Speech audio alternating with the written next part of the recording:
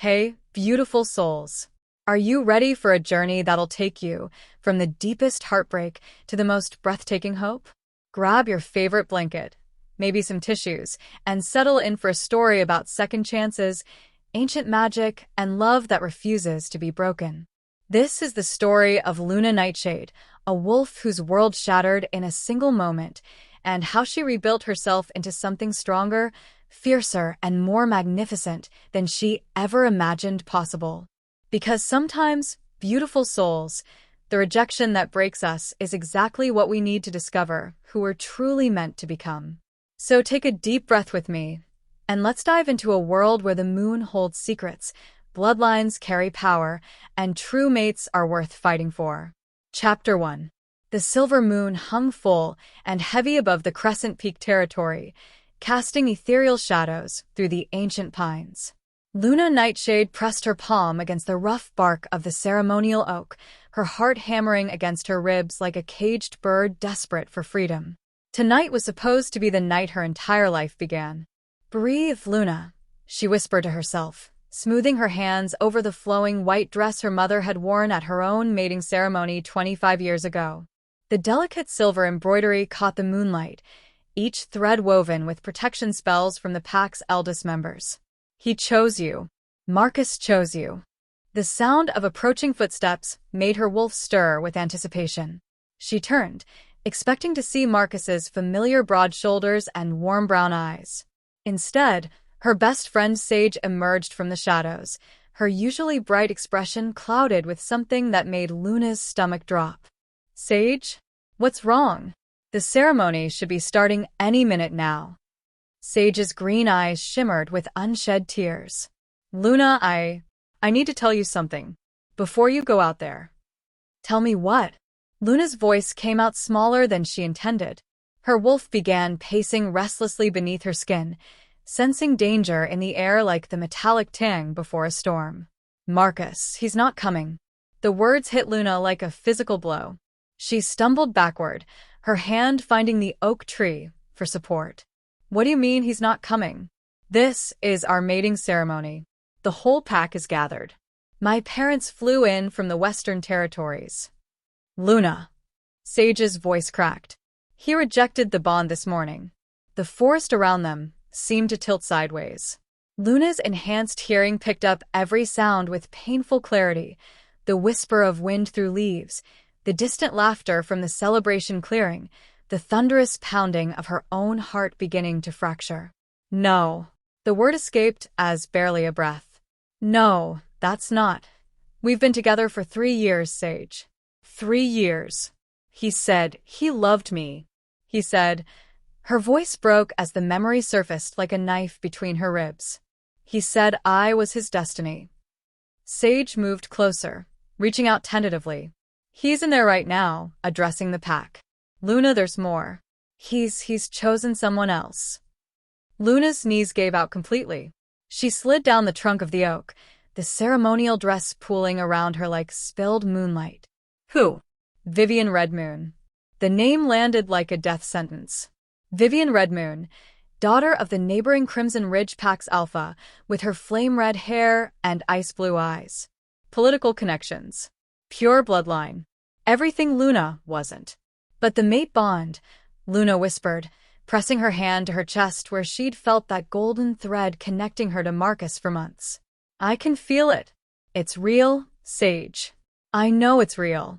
Sage knelt beside her, tears now flowing freely. "Alpha Marcus says it was just proximity attraction. That real mate bonds don't form between wolves of different ranks." Different ranks. The words echoed in Luna's mind like a funeral bell. Because that's what this came down to, wasn't it? Marcus was destined to be Alpha and Luna was nobody. The daughter of a pack healer and a warrior who died defending the territory when she was 12. No political connections. No pure bloodline. Just a girl who could sing the old songs and helped tend the pack's wounded. A girl who'd been foolish enough to believe love could conquer ancient hierarchies. The sound of approaching wolves made them both freeze. Heavy footsteps, multiple sets, heading directly toward them. Luna Nightshade. The voice belonged to Elder Matthias, the pack's lawkeeper. Luna forced herself to stand, drawing on reserves of strength she didn't know she possessed. 3 elders emerged from the shadows, their faces grim in the moonlight. Behind them stood Marcus himself, no longer wearing the casual clothes she'd seen him in that morning, but the formal ceremonial robes of an alpha. The sight of him sent fresh pain stabbing through her chest. He wouldn't meet her eyes. "Luna Nightshade," Elder Matthias continued, his ancient voice carrying the weight of pack law, "by the ancient rights of our people, you stand accused of attempting to manipulate an alpha's mate bond through artificial means." Luna's world tilted again. "What?" "The bond you claim to feel has been examined by our pack's spiritual leader. It bears the markings of binding magic, specifically a love enchantment designed to ensnare Alpha Marcus against his true nature."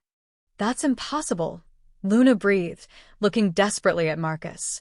"Marcus, you know me. You know I would never." "I know what I felt was wrong," Marcus said finally, his voice cold and unfamiliar. "What I thought was a mate bond was clouded by your magic. Real mate bonds don't require encouragement." Luna's hands began to shake. "I don't know any binding magic. I'm not even trained in enchantments beyond basic healing." "Your mother was," Elder Matthias interrupted. "Elena Nightshade was known for her unconventional magical practices before she died. And your grandmother." "Don't you dare bring my grandmother into this." Luna's wolf rose to the surface, lending steel to her voice. "Grandmother Celine was a respected moon singer, and my mother never practiced anything but healing magic." Elder Matthias's eyes grew cold. "Your grandmother was exiled from 2 packs before settling here. And now we see the poison fruit of that family tree." Luna looked at Marcus again, searching his face for any trace of the man who'd held her hand during her mother's funeral, who'd brought her wildflowers every full moon, who'd whispered promises against her skin in the darkness of the forest. She found nothing but icy judgment. "Marcus," she whispered one last time. "Please." Something flickered in his brown eyes, so brief, she might have imagined it. But then his jaw hardened, and he stepped back, aligning himself firmly with the elders. "Luna Nightshade," Elder Matthias pronounced, "by the ancient laws of the Crescent Peak Pack, you are hereby stripped of your pack bonds and exiled from this territory. You have until dawn to gather your belongings and leave. Should you return, you will be considered a rogue threat and dealt with accordingly." The words hit her like silver bullets, each one tearing through the connections that had anchored her entire life. She could actually feel it happening, the pack bonds that had hummed in her blood since birth suddenly severing, leaving her untethered and gasping. But in that moment of absolute devastation, something else stirred to life inside her. Something that had been sleeping beneath years of trying to fit into a world that had never truly wanted her. Luna straightened her spine and lifted her chin, letting moonlight catch the silver in her dark hair. When she spoke, her voice carried a power that made even the elders step back. "Fine." The word rang through the forest like a bell. "I'll leave your precious territory. But know this, the magic you claim I used? You're about to learn what real power looks like when it's awakened by betrayal." She pulled off the silver necklace Marcus had given her for their first anniversary and let it fall to the forest floor. The small pendant caught the moonlight before disappearing into the shadows. "And Marcus?" She finally looked directly at him, letting him see the fire now burning in her amber eyes. "When you realize what you've thrown away tonight, don't come looking for me, because the girl who loved you just died in this forest." Without waiting for a response, Luna turned and walked away from everything she'd ever known, her bare feet silent on the forest floor and her broken heart hardening into something that might just prove unbreakable. Behind her, she heard Sage calling her name, but she didn't turn back. Couldn't turn back.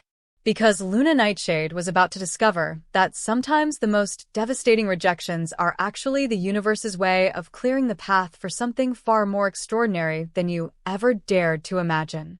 Chapter 2. 3 hours past midnight, Luna stood at the edge of Crescent Peak territory with nothing but a worn leather backpack and the clothes on her back.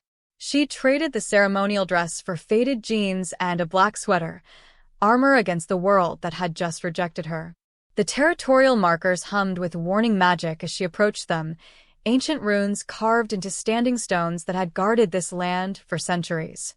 Beyond them lay the vast wilderness of unclaimed territory, miles of forest, mountain, and danger that separated the civilized pack lands. Luna pressed her palm against the final boundary stone, feeling the magic recognize her one last time before it would forever mark her as an outsider. "Goodbye," she whispered to everything she was leaving behind. The moment she stepped past the marker, the severing completed itself with a pain so sharp it drove her to her knees. Every connection to her birth pack, every shared memory, every protective spell, every sense of belonging, tore away like roots being ripped from soil. She knelt there in the dirt, gasping and shaking, until her wolf finally stirred with something other than grief. Anger. "Get up," Luna snarled to herself, channeling her wolf's fierce spirit. "They want you gone? Fine. But you're not going to crawl away like a whipped dog." She pushed herself upright and started walking into the darkness, her enhanced vision cutting through shadows that would blind a human. The forest beyond pack territory was different, wilder, older, thick with magic that hadn't been tamed by civilization. And hungry. Luna had only been walking for 20 minutes when she heard it, the low, rumbling growl that made her wolf freeze with recognition. Rogues. She spun around just as 3 massive shapes emerged from the undergrowth. Wolves who'd been cast out from their own packs, their eyes glowing with madness and desperation. Without pack bonds to anchor their humanity, rogues gradually lost themselves to their beast nature. And they were always hunting. Well, the largest one said, his voice rough with disuse. "What do we have here? A little pack princess wandering all alone in the big bad woods." Luna's hand moved instinctively to her hip, searching for the silver knife every pack member carried for protection. Her fingers closed on empty air. She'd left it behind in her haste to escape. "I'm no princess," she said quietly, backing toward a large boulder that would protect her flank. "And I'm not afraid of you." The rogue leader laughed, a sound like breaking glass. "You should be, little girl. Do you know what we do to pack wolves who wander into our territory?" "This isn't pack territory," Luna replied, her wolf rising to the surface and lending strength to her voice. "This is unclaimed land, which means I have just as much right to be here as you do." "Rights." The second rogue circled to her left, his matted fur bristling with aggression. "The only right out here is the right of the strongest. And you." He inhaled deeply, his expression shifting to cruel delight. "You smell like rejection. Fresh exile. Still bleeding from severed pack bonds." Luna's jaw clenched. The scent of her broken connections would cling to her for weeks, marking her as vulnerable prey to every predator in the wilderness. "Tell you what, little exile," the leader continued, his form beginning to shimmer as he prepared to shift. "Submit to us now, and we'll make it quick. Fight, and we'll take our time." Luna looked at the 3 rogues surrounding her, calculating odds and distances. 3 against 1. No weapons. No pack to call for help. No magical training beyond basic healing techniques her mother had taught her. But as the first rogue lunged toward her, something unexpected happened. Power exploded from Luna's core, not the gentle healing magic she'd always known, but something wild and ancient that turned her vision silver and sent energy crackling through her veins like lightning. She moved without thinking, her body flowing like water as she ducked under the rogue's attack and struck upward with her palm. The impact sent him flying backward into a tree trunk with a sickening crack. The second rogue barely had time to react before Luna spun toward him, that strange power guiding her movements with predatory grace. Her fist connected with his temple, and he dropped like a stone. The leader stared at her in shock, his partially shifted form trembling with sudden uncertainty. "What are you?" he whispered. Luna looked down at her hands, watching silver light fade from her skin. She could feel the power settling back into her core, coiled and waiting like a sleeping dragon. "I'm Luna Nightshade," she said softly, "and I'm just beginning to find out." The rogue leader took one look at his unconscious packmates, then at Luna's glowing amber eyes, and fled into the darkness. Luna stood alone in the sudden silence, her heart pounding and her mind reeling. What had just happened? That power, it wasn't anything she'd ever felt before. It was as if the exile had awakened something that had been sleeping in her blood, something connected to the old stories her grandmother used to whisper about their family line. "We are moon-touched, little star," Grandmother Celine's voice echoed in her memory. "The goddess herself blessed our bloodline with gifts that sleep until the breaking comes. And when they wake, the very stars will sing our names." Luna had always thought those were just bedtime stories. A distant howl cut through the night, long, mournful, and unlike any wolf call she'd ever heard. It seemed to come from deeper in the wilderness, from territories even the rogues feared to tread. But instead of fear, Luna felt an odd pull toward that sound, as if something was calling her home to a place she'd never been. She shouldered her pack and started walking again, following deer trails and instinct deeper into the untamed lands. The strange power hummed quietly in her veins, no longer foreign but settling into her bones like it had always belonged there. Hours passed. The moon began its descent toward the horizon, and Luna realized she was climbing, the forest gradually giving way to rocky slopes and thinner air. She paused at the edge of a cliff overlook and gazed out at a vista that stole her breath. Spread below her was a hidden valley she'd never seen on any pack territory map. Moonlight illuminated a pristine lake surrounded by ancient pines, and at the far end, tucked against the mountain face, stood a structure that made her wolf keen with recognition. It was a settlement, not the modern cabins and buildings of contemporary pack territories, but something older. Stone buildings with slate roofs, gardens laid out in traditional patterns, and at the center, a great hall with carved pillars that seemed to glow with their own inner light. And everywhere, moving through the settlement like spirits made manifest, were wolves. But these weren't pack wolves as she knew them. Their movements held a fluid grace that spoke of perfect balance between human and beast nature. And their colors, she'd never seen wolves like this. Silver and white, deep gold and copper, one magnificent creature that seemed to shimmer between black and midnight blue. As she watched, transfixed, a figure emerged from the great hall. Even from this distance, Luna could see he was tall and broad-shouldered, with silver-white hair that caught the moonlight like spun starlight. He looked up at the cliff where she stood, and their eyes met across the impossible distance. Luna gasped as power crashed over her in waves, not the wild, chaotic energy that had awakened during the fight with the rogues, but something deeper, older, familiar, in a way that made no sense. The man below raised his hand in what might have been greeting or acknowledgement, and Luna felt an answering pull in her chest that had nothing to do with broken mate bonds and everything to do with destiny. "Come home, moon daughter." A voice whispered in her mind, whether his or the mountains, she couldn't tell. "Come home to where you belong."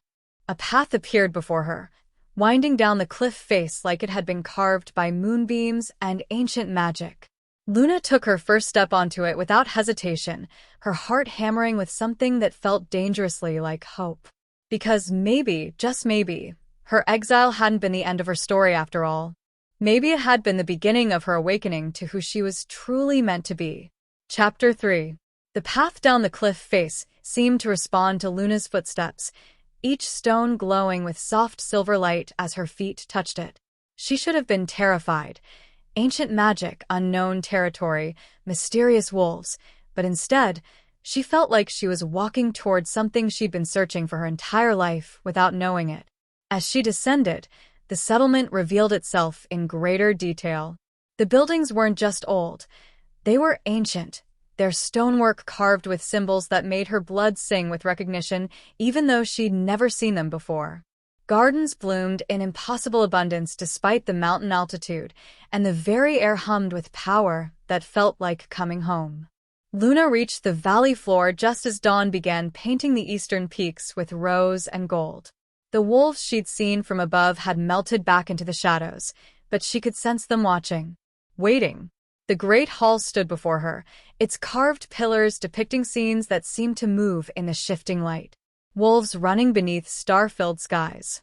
A woman with flowing hair raising her hands to call down moonbeams. Warriors with silver eyes standing against dark shadows that seemed to writhe with malevolent life. The Chronicles of the Moon's Children, a voice said behind her, rich and deep with an accent she couldn't place. My ancestors' history, carved in stone so it would never be forgotten again. Luna turned slowly, her heart catching in her throat.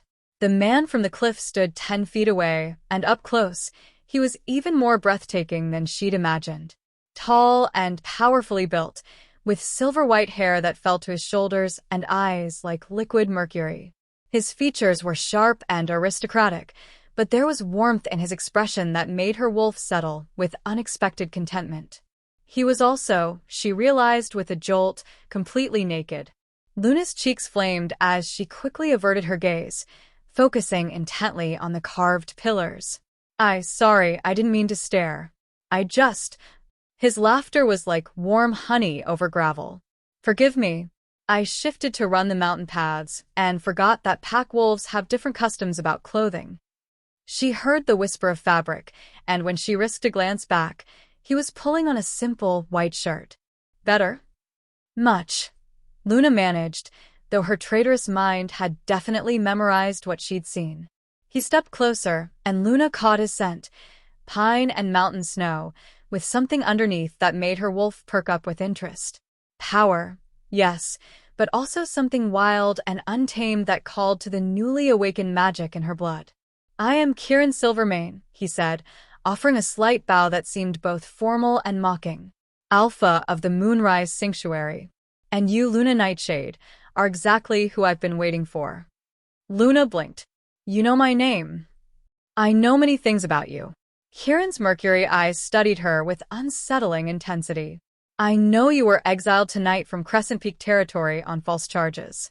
I know your mate. Bond was severed by political machinations rather than divine will. And I know the power that awakened in you during your fight with the rogues is the same gift that marked your bloodline for greatness centuries ago. How could you possibly know all that? Instead of answering, Kieran gestured toward the Great Hall. Come. There are things you need to see, and people you need to meet. Your arrival here is not coincidence, Luna Nightshade. It's prophecy. Luna's wolf stirred uneasily. I don't believe in prophecies. You will, Kieran said simply, and something in his tone made her shiver. The interior of the Great Hall took Luna's breath away. The ceiling soared 40 feet above them, supported by columns carved from single massive trees. Tapestries depicting wolf history covered the walls, their colors still vivid despite obvious age. But what made Luna gasp was the centerpiece, a raised dais with a throne carved from what appeared to be a single massive moonstone, its surface gleaming with inner light. And seated in that throne was a woman who made Luna's newly awakened power sing in recognition. She appeared middle-aged, with silver-streaked dark hair and eyes the color of starlight. She wore simple robes, but power radiated from her like heat from a forge. When she looked at Luna, her face transformed with joy so profound it brought tears to Luna's eyes. Celine's granddaughter, the woman whispered, rising from the throne with fluid grace. Oh, child, you have her eyes, her power, her stubborn chin. Luna's knees nearly buckled.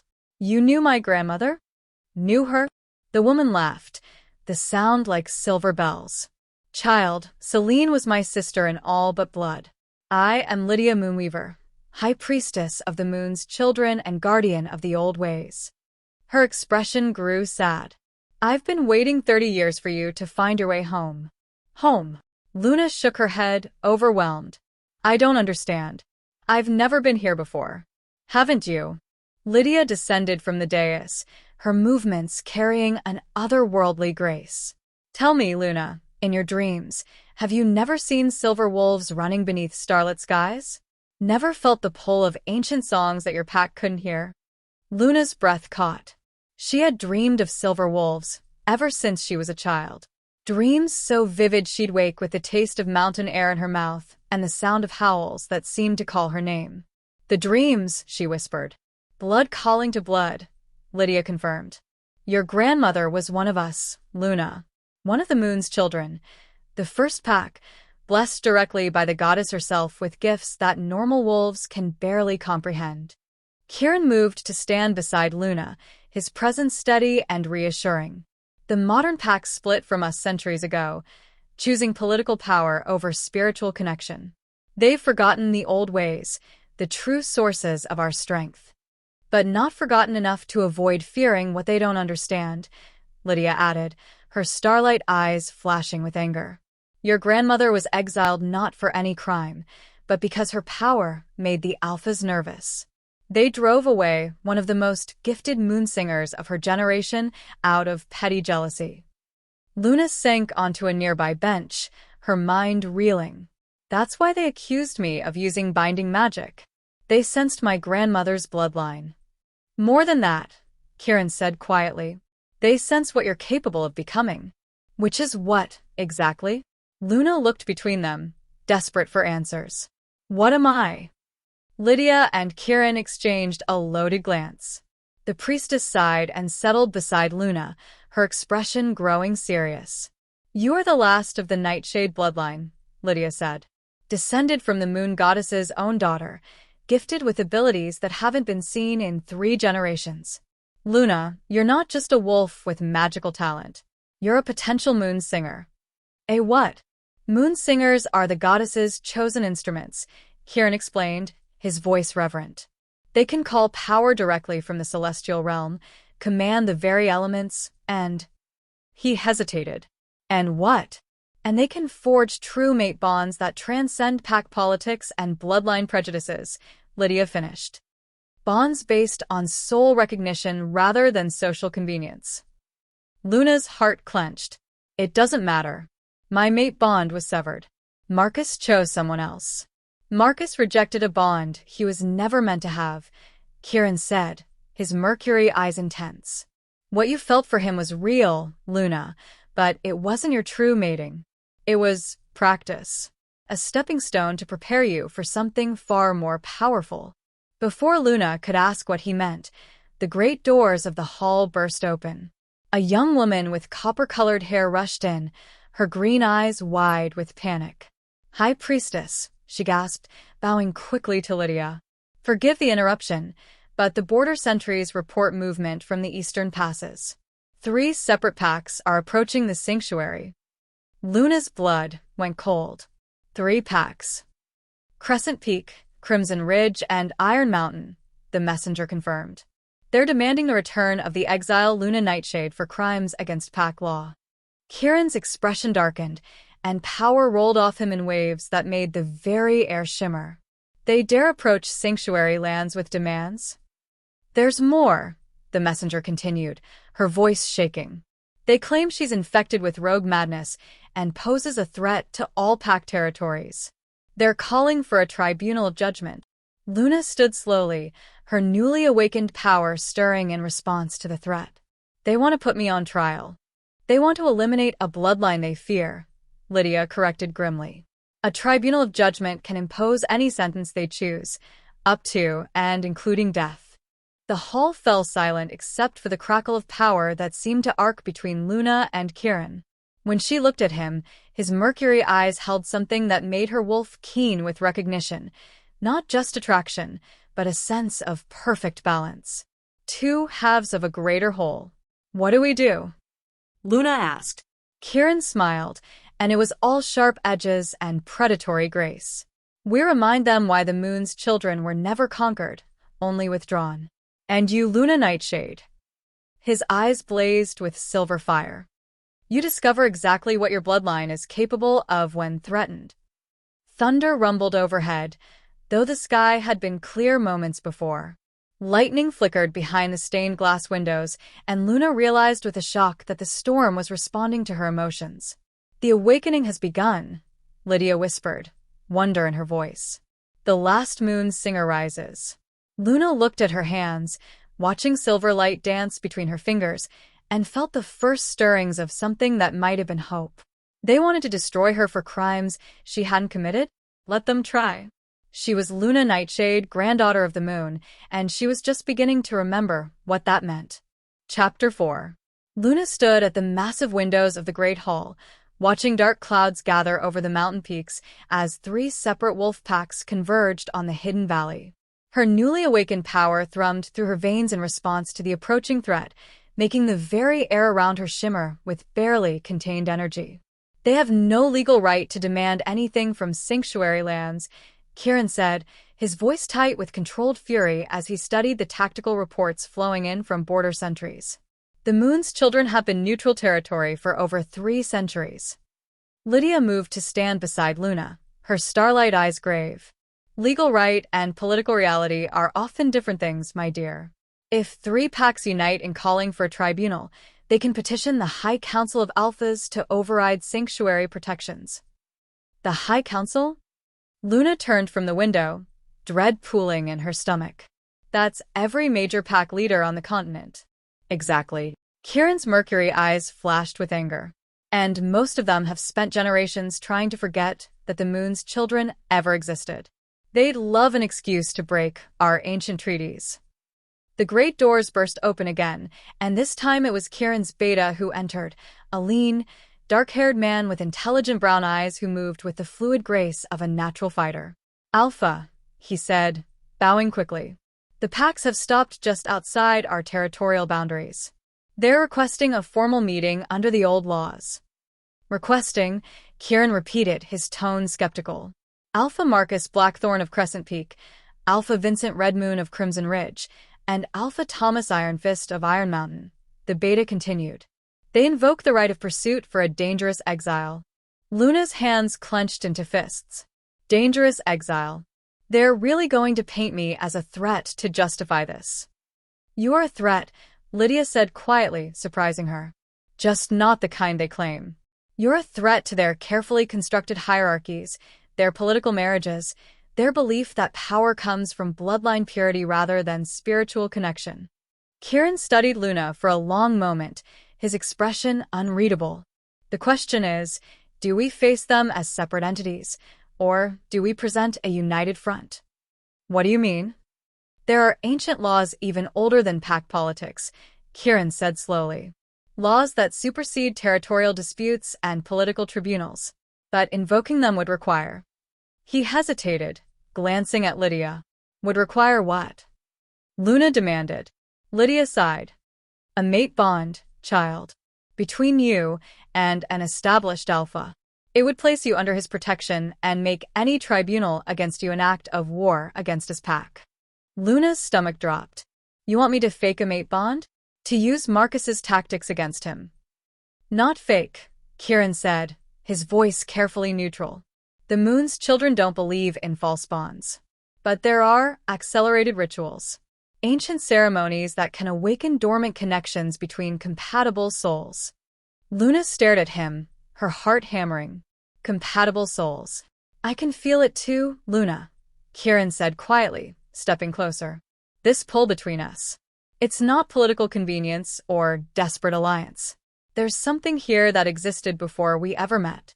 As if to prove his point, power arced between them, silver light dancing from Luna's fingers to his, creating patterns in the air that made Lydia gasp with recognition. "The spiral of souls," the priestess whispered. "I haven't seen that manifestation in 40 years. It only appears when true mates are in perfect harmony."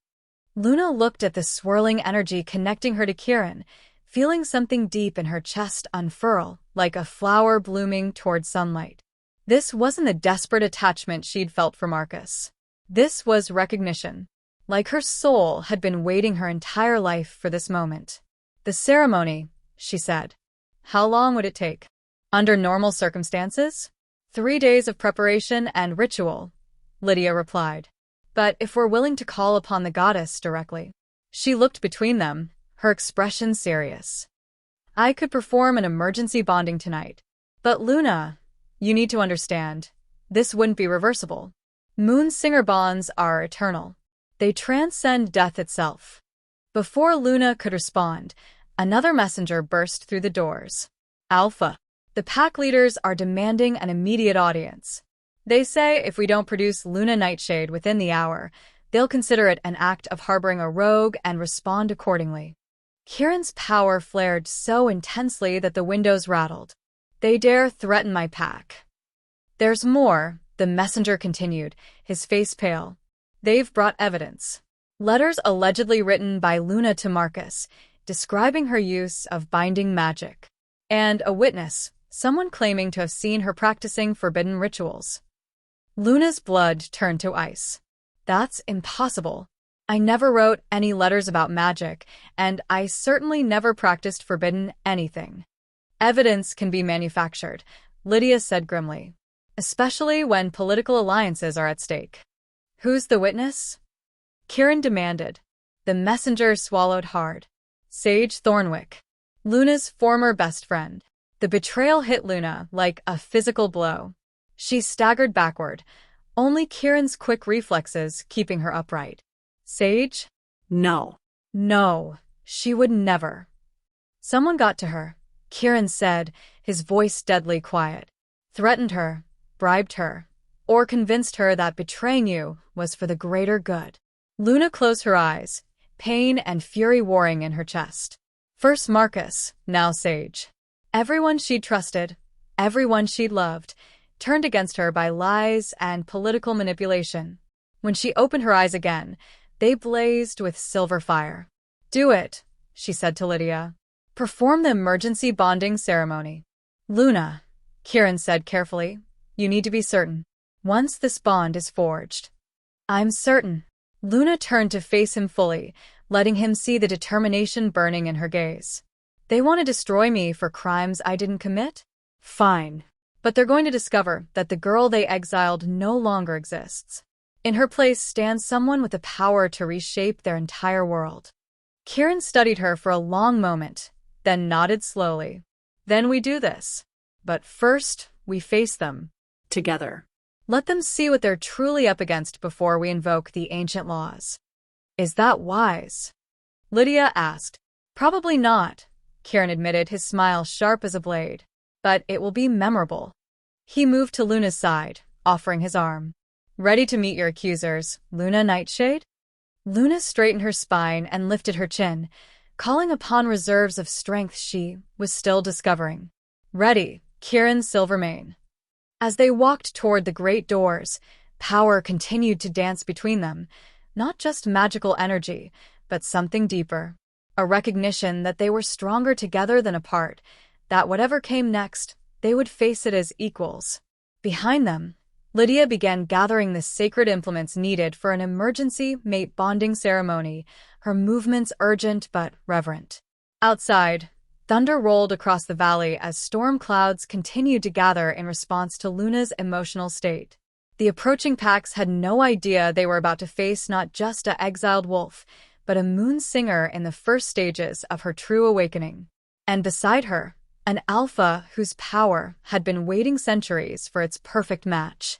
Whatever happens out there, Kieran said quietly as they reached the doors, remember that you are not alone anymore. Luna felt his words settle into her bones like a promise. Neither are you. The great doors swung open, revealing the 3 pack leaders standing in the courtyard beyond, their faces masks of grim determination and barely concealed fear. Alpha Marcus Blackthorn stood in the center, no longer the man who'd held her heart, but a stranger wearing political ambition like armor. Beside him, the flame-haired Vivian Redmoon clung possessively to his arm, her ice-blue eyes glittering with malicious satisfaction. And there, slightly behind them with her head bowed in shame, stood Sage. Luna felt Kieran's power surge beside her, protective and fierce. When she looked at him, his mercury eyes held a promise that made her wolf sing with anticipation. Time to remind them, he said softly, that some bloodlines should never be threatened. Luna smiled, feeling her own power rise to meet his. Let the tribunal begin. Chapter 5. Luna stepped into the courtyard with Kieran at her side, and the very air seemed to crackle with barely contained power. The 3 pack leaders stood in formation, Marcus at the center with Vivian clinging to his arm like a beautiful parasite, Alpha Vincent Redmoon with his sharp features and calculating red eyes, and the massive Alpha Thomas Ironfist whose reputation for brutality was legendary even among wolves. But it was Sage who made Luna's heart clench with fresh betrayal. Her former best friend couldn't even look at her, standing with hunched shoulders and tears streaming down her face. "Luna Nightshade," Marcus said formally, his voice cold and unfamiliar. "You will come with us to face tribunal for the crimes of magical manipulation, false mate bonding, and practicing forbidden enchantments." "Will I?" Luna's voice carried a power that made several of the pack warriors behind the Alphas shift nervously. "And under what authority do you make demands on sanctuary lands?" Alpha Vincent stepped forward, his red hair catching the storm light like flame. "Under the authority of 3 allied packs acting to protect the greater wolf community from a dangerous rogue." "Dangerous?" Luna laughed, the sound sharp as breaking glass. "I'm curious, Alpha Red Moon. What exactly makes me dangerous? The fact that I refused to quietly disappear when your daughter wanted my mate? Or the fact that my bloodline carries gifts your modern packs have forgotten how to recognize?" Vivian's ice-blue eyes flashed with fury. "You enchanted Marcus with illegal magic. Everyone knows the Nightshade line dabbles in dark arts." "Dark arts?" Kieran's voice cut through the courtyard like a silver blade. "Careful, child. You speak of bloodlines blessed by the moon goddess herself. Your ignorance is showing." Alpha Thomas stepped forward, his massive frame radiating menace. "Kieran Silvermane, still hiding behind ancient treaties and outdated customs, I see." Hiding. Power rolled off Kieran in waves that made the very stones of the courtyard vibrate. Interesting choice of words from someone who needs 2 allied packs to face 1 exiled girl.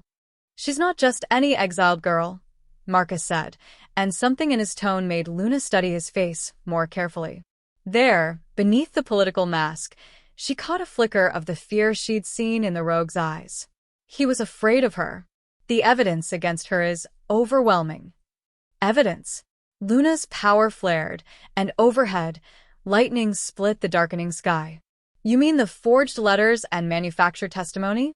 Tell me, Marcus, did you at least have the decency to threaten Sage's family, or did you simply promise her a place in your new pack hierarchy?"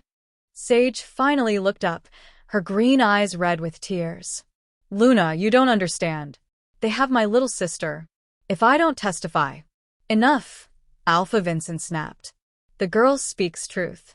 We have Luna Nightshade's own words, written in her hand, describing her use of binding spells to ensnare Alpha Marcus against his true nature." Kieran moved slightly forward, his stance protective. "Show us these alleged letters." Vincent produced a leather folder, pulling out several sheets of parchment covered in what was unmistakably Luna's handwriting. Luna's blood went cold as she recognized her own script describing magical techniques she'd never heard of, let alone practiced. "How?" she whispered. "Memory magic." Lydia's voice came from behind them as the High Priestess emerged from the Great Hall. Someone extracted Luna's memories of writing, grocery lists, letters to her mother, anything, and overlaid them with fabricated content. Illegal in 17 territories and punishable by exile. Alpha Thomas laughed, the sound like grinding stone. Convenient excuse from the witch who taught her grandmother the same dark arts.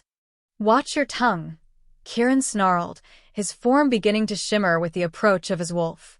"You speak to the High Priestess of the Moon's children." "We speak to a relic of dead customs," Vincent replied coldly. "The old ways are finished, Silvermane. The modern packs have evolved beyond primitive magic and meaningless rituals." Luna felt something snap inside her chest, not breaking, but transforming. The girl who'd been cast out in shame and pain was gone. In her place stood someone who would not bow to lies and political manipulation. Dead customs. Luna stepped forward, and with each step, silver light began emanating from her skin. "Meaningless rituals? Allow me to show you exactly how dead our customs are." She raised her hands, and power exploded outward, not wild and chaotic as it had been with the rogues, but controlled and magnificent. The storm clouds overhead responded to her call, lightning dancing between her fingers as she drew energy directly from the celestial realm. Every wolf in the courtyard stumbled backward as ancient magic washed over them in waves. "I am Luna Nightshade," she declared, her voice carrying across the valley with supernatural force. Granddaughter of Selene the Moon Singer, daughter of Elena the Healer, last of my bloodline and chosen of the goddess herself. And you? She turned her blazing amber eyes on Marcus. You threw away a mate bond forged in Starfire for political convenience. Marcus's face went white as he staggered under the force of her power. Luna, stop. You're proving their point about dangerous magic. Am I? Luna's laugh was like silver bells in a hurricane. Or am I proving that the girl you rejected was never the real threat? The real threat is what I'm becoming now that your betrayal has awakened gifts that have slept in my blood for generations. She turned to face all three alphas, letting them feel the full weight of her emerging power. You want a tribunal? Fine. But it will be conducted under the old laws, not your modern farce of justice. And it will be presided over by those with the authority to judge a moon singer. The old laws haven't been invoked in 2 centuries, Vincent protested, but uncertainty flickered in his red eyes. Then it's past time to remember them, Kieran said, moving to stand beside Luna. When their hands touched, power erupted between them in spirals of silver and gold that made the very air sing. I, Kieran Silvermane, Alpha of the Moonrise Sanctuary and Guardian of the Ancient Ways, invoke the right of mate protection over Luna Nightshade. Alpha Thomas's eyes widened. You can invoke mate protection without a recognized bond. Can't I? Kieran smiled, and it was all predatory grace. Lydia, if you would. The High Priestess stepped forward, her starlight eyes gleaming with something that might have been satisfaction. By the ancient laws that predate your modern pacts by millennia, I recognize the soul bond between Luna Nightshade and Kieran Silvermane. The spiral of souls has manifested between them, a sign the goddess herself has blessed their union. As if summoned by her words, the power dancing between Luna and Kieran intensified, creating patterns of light so beautiful that several of the watching wolves gasped in wonder. Marcus stared at the display, and for a moment, his political mask slipped entirely. Luna saw naked regret in his brown eyes, quickly replaced by desperate anger. This is convenient timing, he said harshly. A sudden mate bond that happens to provide legal protection? You would know about convenient timing, Luna replied coolly. Tell me, Marcus, when exactly did you decide Vivian Redmoon was your true mate? Before or after her father offered you an alliance that would make you the most powerful alpha on the eastern seaboard? Vivian's face flushed red. How dare you? How dare I speak truth? Luna's power flared again, and this time, flowers began blooming in the cracks between the courtyard stones. Impossible, beautiful blooms that glowed with their own inner light. I can feel lies like poison in the air, Vivian. Your mate bond with Marcus is as artificial as those letters you fabricated. She turned back to Marcus, letting him see what he'd lost in her transformed features. You rejected a mate bond blessed by the goddess herself for a political alliance. I hope it was worth it. Luna, Marcus said, and his voice cracked slightly. You have to understand, the pressure's on an alpha. No, Luna cut him off. I don't have to understand anything about you anymore. You made your choice when you stood with the elders and called me a liar. Now live with the consequences. She looked at Sage, letting compassion soften her expression. As for you, I know you're being coerced. When this is over, there will be sanctuary here for you and your sister. The moon's children protect those who are forced to choose between betrayal and family. Sage burst into fresh sobs, falling to her knees. Luna, I'm so sorry. They said they'd kill her if I didn't. I know, Luna said gently. And I forgive you. The three alphas exchanged uncertain glances, clearly not having expected this level of organized resistance or Luna's dramatic transformation. The old laws or no laws at all, Kieran said firmly. Luna Nightshade is under my protection as my mate. Any tribunal against her is an act of war against the Moonrise Sanctuary. Alpha Vincent's red eyes narrowed. You would risk open conflict over one exile? I would risk everything, Kieran replied, his mercury eyes blazing, for the last moon singer in existence.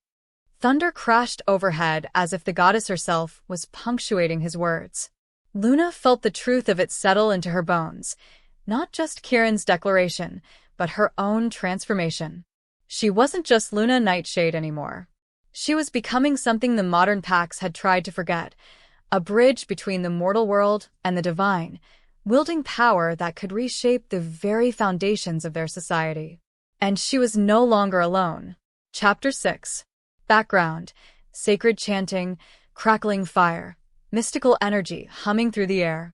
The standoff in the courtyard stretched taut as a bowstring until Alpha Vincent finally broke the silence. "Fine," he said through gritted teeth. "If you insist on invoking the old laws, we'll honor them. But the trial will be conducted before the High Council of Alphas, not your sanctuary priestess."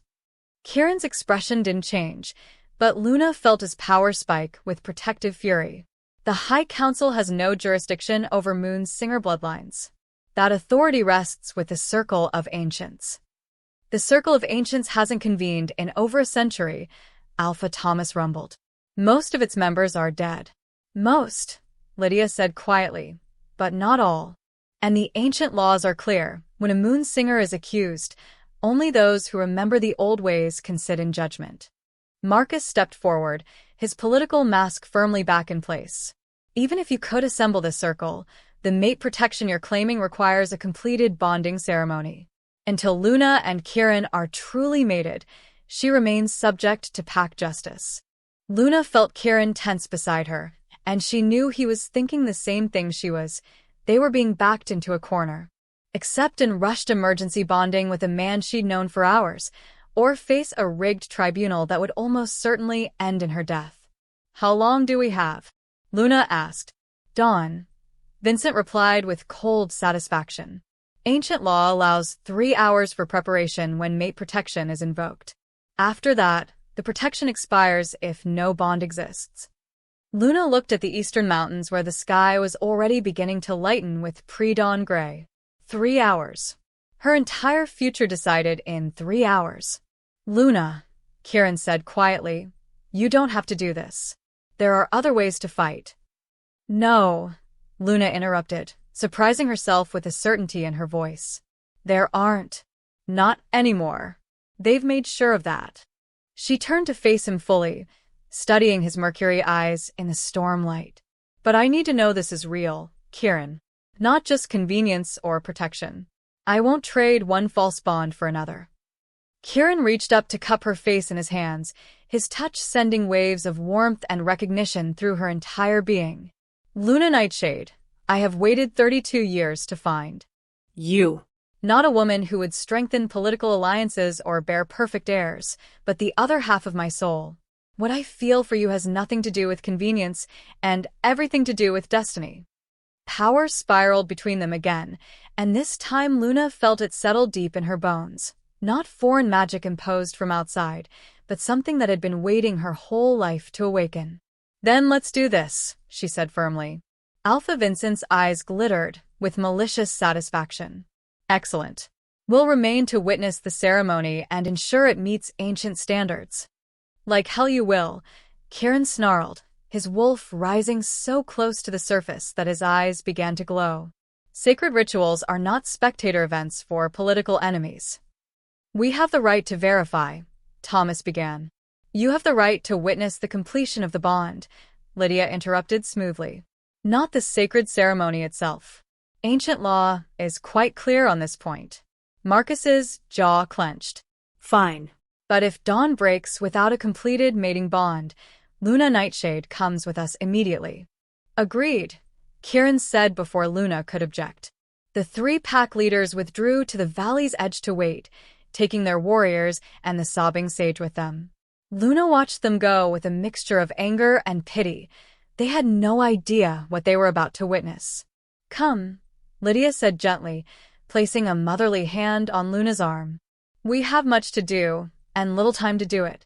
The next 2 hours passed in a blur of preparation unlike anything Luna had ever experienced. The great hall was transformed into a sacred space with candles, crystals, and herbs that filled the air with intoxicating perfume. Lydia explained the ancient bonding ritual as she worked, her voice reverent. "This is not the simple ceremony modern packs use," she said, arranging moonstones in intricate patterns around a raised dais. "This is the original mating ritual, blessed by the goddess herself and designed to forge bonds that transcend mortality." Luna stood in the center of the preparations, wearing a gown that seemed to be woven from moonbeams themselves, silver silk that flowed like liquid starlight and seemed to glow with its own inner fire. Kieran waited across from her in ceremonial robes of midnight blue, his silver hair gleaming like spun metal in the candlelight. "Are you nervous?" he asked softly. "Terrified," Luna admitted. "Not of you, but of this. What if I'm not ready? What if my power isn't strong enough yet?" "Your power isn't what makes this bond, Luna," Kieran said, moving closer. "Your soul is. And your soul has been calling to mine since the moment you set foot in this valley." As if to prove his point, that spiral of silver and gold energy began dancing between them again, and Luna felt her wolf settle with deep contentment. "The ritual is about truth," Lydia explained, lighting the final candles. "You'll be asked to open your hearts completely to each other, to share not just your love but your fears, your dreams, your deepest secrets. The goddess will judge whether your souls are truly meant to be joined." Luna looked at Kieran, feeling simultaneously like she'd known him forever and like he was still a beautiful mystery. "What if she finds us wanting? Then we face whatever comes next together," Kieran replied simply. Lydia took her position at the head of the dais, raising her hands to call upon ancient powers. Let the binding ritual of souls commence. What followed was the most intense emotional and spiritual experience of Luna's life. Under Lydia's guidance, she and Kieran shared memories, dreams, fears they'd never voiced aloud. Luna found herself telling him about the loneliness of growing up different, the way her magic had always frightened other wolves, the deep shame she'd carried about her family's exile. Kieran shared his own isolation, the weight of leading a pack that lived between worlds, the centuries of waiting for someone who could understand both his human heart and his wolf soul. With each revelation, the power between them grew stronger, until Luna felt like they were floating in a sea of liquid starlight. "Now," Lydia said, her voice echoing with divine authority, "speak the words that will bind your souls across all lifetimes." Kieran took Luna's hands, his mercury eyes blazing with love and certainty. "Luna Nightshade, Moon's singer, daughter of starlight, I offer you my heart, my strength, my protection, and my devotion. In this life and all others, you are my chosen mate." Luna felt the words settle into her soul like coming home. Kieran Silvermane, guardian of the ancient ways, keeper of sacred truths, I offer you my heart, my power, my trust, and my love. In this life and all others, you are my chosen mate. Power exploded between them, not the gentle spirals of before, but something so intense it lit up the entire great hall like captured lightning. Luna felt their souls merge and intertwine, creating something stronger and more beautiful than either could be alone. When the light finally faded, Luna gasped to find herself changed. She could feel Kieran's emotions as if they were her own, sense his wolf as a constant, comforting presence beside her own. And her power, goddess, her power had doubled, tripled, flowing through her in endless silver streams. "It is done," Lydia announced, her voice filled with wonder. "The goddess has blessed this union. Luna Nightshade and Kieran Silvermane are true mates, bound across all realms." Luna looked at her hands and saw silver patterns etched into her skin like living tattoos, the mark of a completed moon singer bonding. "How do you feel?" Kieran asked, his own arms marked with corresponding gold patterns. "Like I could move mountains," Luna replied, then paused as she realized she probably actually could. "Like I finally know who I'm meant to be." Through the great hall's windows, dawn light began painting the eastern peaks rose and gold. "Time's up," Kieran said grimly. "They'll be coming for verification." Luna stood and smoothed her moonbeam gown, power radiating from her like heat from a forge. When she looked at Kieran, she saw her own transformation reflected in his eyes. No longer the broken exile who'd stumbled into the valley, but a moon singer in her full glory, made it to an alpha whose power perfectly complemented her own. "Let them come," she said, silver light dancing in her amber eyes. "I'm ready to show them what they tried so hard to destroy." The great doors burst open as the three pack leaders strode in with their entourages, expecting to find a desperate political alliance. Instead, they found themselves facing something that made their wolves whimper and retreat. Luna and Kieran stood together at the center of the hall, power flowing between them in visible streams of light, their bond marks glowing like captured stars against their skin. "By the ancient laws," Lydia announced formally, "I present Luna Silvermane, Moon Singer and true mate to Alpha Kieran Silvermane of the Moonrise Sanctuary. The goddess has blessed their union. Any who would challenge this bonding challenge the will of the divine." Marcus stared at Luna, truly looked at her for the first time, and she watched the exact moment he realized what he'd thrown away. The political creature he'd chosen over her faded into insignificance next to the radiant power now flowing through his former mate. But it was too late for regrets. Luna felt nothing when she looked at him now, not love, not hate, just distant pity for a man who'd chosen fear over faith. "The bonding is verified," Alpha Vincent said stiffly, though Luna caught the uncertainty in his voice. "But this doesn't end the matter. The charges against Luna Nightshade still stand."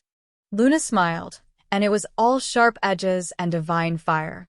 "Then let's settle this once and for all." Chapter 7. Luna stood in the great hall, power coursing through her veins like liquid starlight, and watched the three-pack leaders struggle to process what they were seeing. The girl they'd come to drag away in chains had transformed into something that made their wolves bow their heads in instinctive submission. "The charges," Alpha Vincent repeated, though his voice had lost much of its earlier conviction. "Luna Nightshade, Luna Silvermane, still faces accusations of magical manipulation and false bonding. And those charges will be heard," Luna said, her voice carrying supernatural authority that made the very air shimmer. "But not by you. Not by your corrupted councils or political tribunals. If you want to judge a moon singer, then the Circle of Ancients must convene." Marcus stepped forward, desperation flickering in his brown eyes. "The Circle of Ancients is a myth. A story from the old times." "Is it?" The new voice came from everywhere and nowhere, resonating through the hall with power so ancient it made everyone present, even Kieran and Lydia, drop to one knee in reverence. Only Luna remained standing, silver light flaring protectively around her. The air in the center of the hall began to shimmer, and figures materialized as if stepping through veils between worlds. 5 of them, each radiating power that spoke of centuries lived and wisdom earned through unimaginable trials. Luna gasped as she recognized the central figure, an elderly woman with silver hair that seemed to contain actual starlight and eyes like deep forest pools. "Grandmother Celine," Luna whispered. "Hello, little star," Celine said, her beloved voice unchanged by death. "You've grown into everything I hoped you would become." The other figures stepped forward, ancient alphas and priestesses whose names Luna knew from legends, beings who had passed beyond the veil but could still return when the old laws were properly invoked. "The Circle of Ancients convenes," Celine announced formally, her voice carrying across dimensions. "We have been called to judge the accusations against Luna Nightshade, now Luna Silvermane, last moon singer of the direct bloodline." Alpha Thomas had gone pale as winter ice. "This is impossible. The dead cannot." "Cannot what?" The voice belonged to a massive figure whose wolf form seemed to be carved from living shadow. "Cannot answer when ancient laws are invoked? Cannot return to protect the sacred bloodlines from political persecution? You know so little of the true ways, modern Alpha." Lydia rose from her knees, her own power blazing with recognition and joy. "Ancient Ones, we welcome you to Sanctuary Lands. We thank you for maintaining the old ways in these diminished times," another figure replied, a woman whose very presence seemed to make flowers bloom in the stone floor. "Lydia Moonweaver, faithful keeper of sacred knowledge." Celine turned her attention to the 3 pack leaders, and Luna watched them shrink under her grandmother's ancient gaze. "You accuse my granddaughter of crimes against pack law," Celine said, each word measured and weighted with divine authority. Present your evidence. Vincent fumbled for the leather folder containing the forged letters, his hands shaking as he held them out. One of the ancient circle, a stern-faced man with scars that spoke of countless battles, took the documents and studied them with eyes that seemed to see through time itself. Memory magic, he said after a moment, his voice filled with disgust. Crude extraction and overlay work. The signature of someone desperate to manufacture evidence. That's impossible, Vivian spoke up, her voice shrill with panic. Those letters were found in Luna's own belongings. Silence. Celine's command carried such power that Vivian actually stumbled backward. You dare speak falsehood in the presence of the circle? Child, we can see the truth written in your very soul. Luna watched with fascination as her grandmother extended one translucent hand toward Vivian. The redhead tried to back away, but found herself held in place by invisible bonds. Show us, Celine commanded, and suddenly the air filled with images, memories pulled directly from Vivian's mind and displayed for all to see. Luna watched in horror as the truth unfolded. Vivian orchestrating the entire plot, bribing a rogue witch to extract Luna's writing patterns from discarded letters, threatening Sage's family, even manipulating Marcus with subtle enchantments designed to make him doubt his feelings. No, Marcus breathed, staring at the displayed memories in shock. Vivian, you said Luna was the one using magic. I did what had to be done. Vivian screamed, all pretense of innocence abandoned. She was nobody. A healer's daughter with no political value. I saved you from throwing away your alpha potential on worthless. Kieran's power flared so intensely that windows rattled. Finish that sentence, he said in a voice like winter death, and discover what happens when you insult a moon singer in the presence of her mate. But Luna raised her hand, silver light dancing around her fingers. No, Kieran. Let her speak. Let everyone hear what she really thinks. She thinks, said another ancient voice, this one belonging to a figure who seemed to be carved from living moonlight itself, that bloodline politics matter more than divine will. That power comes from family connections rather than spiritual truth. That the goddess herself can be overruled by mortal ambition. The ancient turned to address Marcus directly. You allowed yourself to be manipulated into rejecting a mate bond blessed by the goddess herself. What do you say in your defense? Marcus looked between the displayed memories, Luna's transformed radiance, and Vivian's mask of twisted ambition. Luna could see the exact moment his political conditioning cracked under the weight of divine judgment. I have no defense, he said quietly, his voice breaking. I felt the true bond. I knew in my soul that Luna was my destined mate. But I let fear and ambition convince me it was artificial. I chose status over love, politics over truth. He turned to Luna, falling to his knees. I threw away the most precious gift the goddess could give an alpha. I am unworthy of forgiveness, but I beg you to know that I have never stopped regretting that choice. Luna looked down at the man who had once been her whole world, feeling nothing but distant pity. The connection between them was truly severed now, burned away by the divine fire of her bonding with Kieran. Your regret doesn't undo the damage, Marcus, she said gently. But I do forgive you. Not for your sake, but because hatred would tarnish the gift I've been given. She gestured to Kieran, and power spiraled between them in patterns of silver and gold that made everyone present gasp with wonder. This is what a true mate bond looks like, Luna continued. What the goddess intended when she blessed our kind with the ability to recognize our perfect match. You cannot fake this. You cannot manufacture it. You can only accept it when it's offered. Celine smiled with pride and love. Well spoken, little star. Now, as to the matter of judgment. The circle of ancients drew together, their forms becoming translucent as they conferred in voices that sounded like wind through ancient forests. When they separated again, Celine spoke for all of them. Luna Silvermane stands innocent of all charges. The evidence against her was fabricated through illegal magical means, and the accusations themselves stem from fear of bloodline gifts that were given by divine blessing. Furthermore, Celine's gaze turned glacial as she focused on the three pack leaders. Those who brought these false charges will face consequences for their actions. Alpha Vincent Redmoon, you allowed your daughter to commit magical crimes in pursuit of political advancement. Your pack's alliance rights with Eastern Territories are revoked for 1 full year. Vincent's face went white. The loss of alliance rights would cripple his pack's trade and political influence. Alpha Thomas Ironfist, you participated in a conspiracy to destroy a sacred bloodline. Your territory boundaries are reduced by 1/3, to be held in trust by the Circle until you prove worthy of full restoration. Thomas roared in fury, his form beginning to shift, but found himself frozen in place by ancient power. And you, Marcus Blackthorn. Celine's voice carried infinite disappointment. You rejected a mate bond blessed by the goddess herself and participated in the persecution of the bloodline you were meant to protect. Your alpha rights are suspended.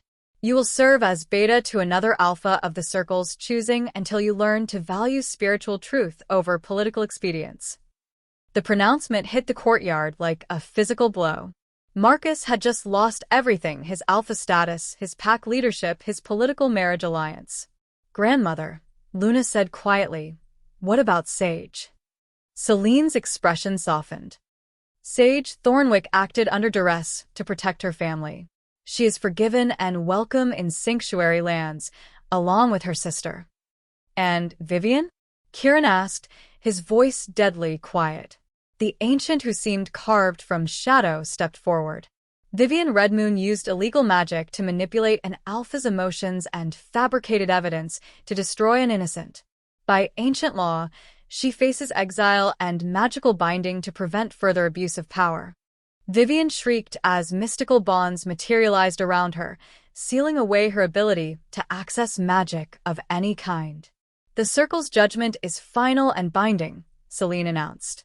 Any who challenge it challenge the goddess herself. None of the pack leaders dared speak. Celine turned back to Luna, her expression filled with love and pride. You have become everything I dreamed, little star.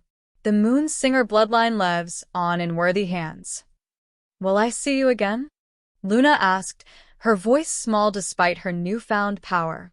When your time comes to cross the veil, I will be waiting, Celine promised. But that day is far in the future. You have much to do in this world. A mate to love, a pack to lead, and old ways to restore. The ancient figures began to fade as the mystical energy that had summoned them gradually dispersed. Remember, Celine's voice echoed as she disappeared. You are moon-touched, star-blessed, and loved beyond measure. Let no one convince you otherwise. Silence settled over the courtyard as the last traces of ancient power faded. Luna stood with Kieran at her side, their bond marks glowing softly in the morning light, and surveyed the aftermath of divine justice. The three pack leaders who had come to destroy her now faced their own ruin. Marcus had lost his alpha status. Vincent's pack alliances were shattered.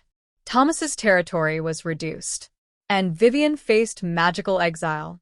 But more importantly, Luna felt the weight of her true destiny settling onto her shoulders like a mantle of starlight. She was the last moon singer, keeper of ancient wisdom, bridge between the modern packs and the divine realm. And she was ready. Chapter 8. 3 weeks after the Circle of Ancients had rendered their divine judgment, Luna stood on the highest balcony of the Great Hall, watching the sun rise over her new life. The Moonrise Sanctuary had become truly home in ways she'd never experienced, not just a place she lived, but a realm where her power could flourish without fear or shame. Her bond with Kieran had deepened beyond anything she'd imagined possible. She could feel his presence like a warm constant in her chest, sense his emotions as clearly as her own. When they worked together, leading the sanctuary, training young wolves who showed ancient gifts, restoring old rituals, their combined power created magic that made the very mountain sing. You're thinking too hard again. Kieran's voice came from behind her, warm with affection and concern. Luna leaned back into his embrace, savoring the way their bodies fit together as perfectly as their souls. Just marveling at how much has changed. Any regrets? Kieran asked softly, his arms tightening around her. Luna considered the question seriously. 3 weeks ago, she'd been Luna Nightshade, a pack healer's daughter desperately trying to fit into a world that didn't want her. Now she was Luna Silvermane, moon singer, mate to an ancient alpha, and keeper of magical traditions that could reshape wolf society. None, she said firmly. Even the pain of Marcus's rejection. It was necessary. I had to be broken before I could be rebuilt into who I was meant to become. Through their bond, she felt Kieran's surge of protective anger at the mention of her former mate. Marcus had been escorted from sanctuary lands the day after the tribunal, stripped of his alpha status and facing an uncertain future as someone else's beta. Part of Luna pitted him, but mostly she felt grateful. His betrayal had cleared the path for her true destiny. Speaking of Marcus, Kieran said carefully, Lydia received word that he's requested permission to visit, to apologize properly and make amends. Luna turned in his arms, studying his mercury eyes. What do you think? I think, Kieran said with controlled precision, that seeing him again might bring up emotions you've worked hard to heal from. But the decision is yours. Before Luna could respond, a commotion from the valley floor caught their attention. A lone figure was climbing the winding path toward the Great Hall, moving with the determined stride of someone carrying urgent news. That's Sage, Luna said, recognizing her friend's copper hair. Something's wrong. They met Sage in the main courtyard, where her distressed expression confirmed Luna's fears. Luna, thank the goddess you're here, Sage gasped, slightly out of breath from her rapid climb. There's news from the outside territories. Bad news. What happened? Kieran asked, his alpha instincts immediately alert. It's about Marcus, Sage said, then looked at Luna with concern. Are you sure you want to hear this? Luna straightened her spine, calling on the strength that had carried her through exile and transformation. Tell me. He's missing, Sage said simply. 3 days ago, he left the Crescent Peak territory where he was serving as beta to his replacement. No one's seen him since, but... She hesitated. But what? Luna demanded. There have been reports of a massive black wolf in the deep wilderness. Larger than any normal shifter, with glowing red eyes. It's been attacking lone travelers and smaller pack patrols. The description matches what Marcus looked like in his wolf form, but changed. Twisted somehow. Luna's blood went cold. Rogue madness. That's what the pack healers think, Sage confirmed. The trauma of losing his alpha status, combined with guilt over what happened to you, may have snapped his connection to his human side. Kieran's power flared with protective anger. It's not Luna's responsibility to fix what Marcus broke in himself. I know that, Sage said quickly. But Luna, there's more. The attacks aren't random. They're all happening along the borders of sanctuary territory. He's circling closer to the valley. Luna felt ice settle in her stomach. A rogue wolf consumed by madness and guilt, fixated on the woman he'd rejected. This could escalate into a threat to everyone she'd come to love. How long before he reaches sanctuary lands? She asked. If the pattern holds, maybe 2 days, Sage replied. And Luna, the reports say, he's gotten stronger. Much stronger. Whatever's driving him has awakened something dark. Luna closed her eyes, reaching out with her enhanced senses to probe the edges of the sanctuary's protective barriers. There, like a cold shadow against her awareness, she felt something familiar yet wrong. Marcus's essence, but twisted with pain and rage into something barely recognizable as the man she'd once loved. He's not just going rogue, she said quietly. He's becoming something else entirely. Kieran moved closer, his presence steady and reassuring. What do you mean? Luna opened her eyes, meeting his concerned gaze. I can sense him through our old connection, the ghost of our severed bond. The guilt and self-hatred are eating him alive, but instead of destroying him, they're feeding something. Something that feels like the opposite of moon blessing. Shadow corruption, Lydia's voice came from behind them as the High Priestess approached with several other sanctuary members. I've been monitoring the mystical disturbances for days. Marcus Blackthorn is becoming a vessel for dark forces. Dark forces? Sage asked nervously. The ancient enemies of the moon's children, Lydia explained grimly. Entities that feed on pain, guilt, and broken bonds. They've been waiting centuries for an opportunity to corrupt a wolf connected to Moon's Singer bloodline. Luna felt the pieces clicking together with horrible clarity. They're using Marcus as a weapon against me. Against us. It appears so, Lydia confirmed. And if he completes the transformation, he'll become something far more dangerous than a simple rogue wolf. He'll become a shadow alpha, immune to most magical defenses and specifically designed to destroy everything you represent. The group fell silent as the implications sank in. We need to evacuate the non-combatant members of the sanctuary, Kieran said finally. Get them to the hidden caverns until this threat is dealt with. No, Luna said firmly. Running won't solve this. The shadow corruption will just follow us wherever we go, growing stronger as it feeds on Marcus's guilt and my connection to him. Then what do you propose? Kieran asked, though Luna could feel through their bond that he already suspected her answer. Luna looked at her mate, her friend, her chosen family, and felt resolve settle into her bones like steel. I have to face him. I have to try to save what's left of Marcus before the shadows consume him completely. Absolutely not, Kieran said immediately, his power flaring with protective fury. I won't let you face a shadow alpha alone.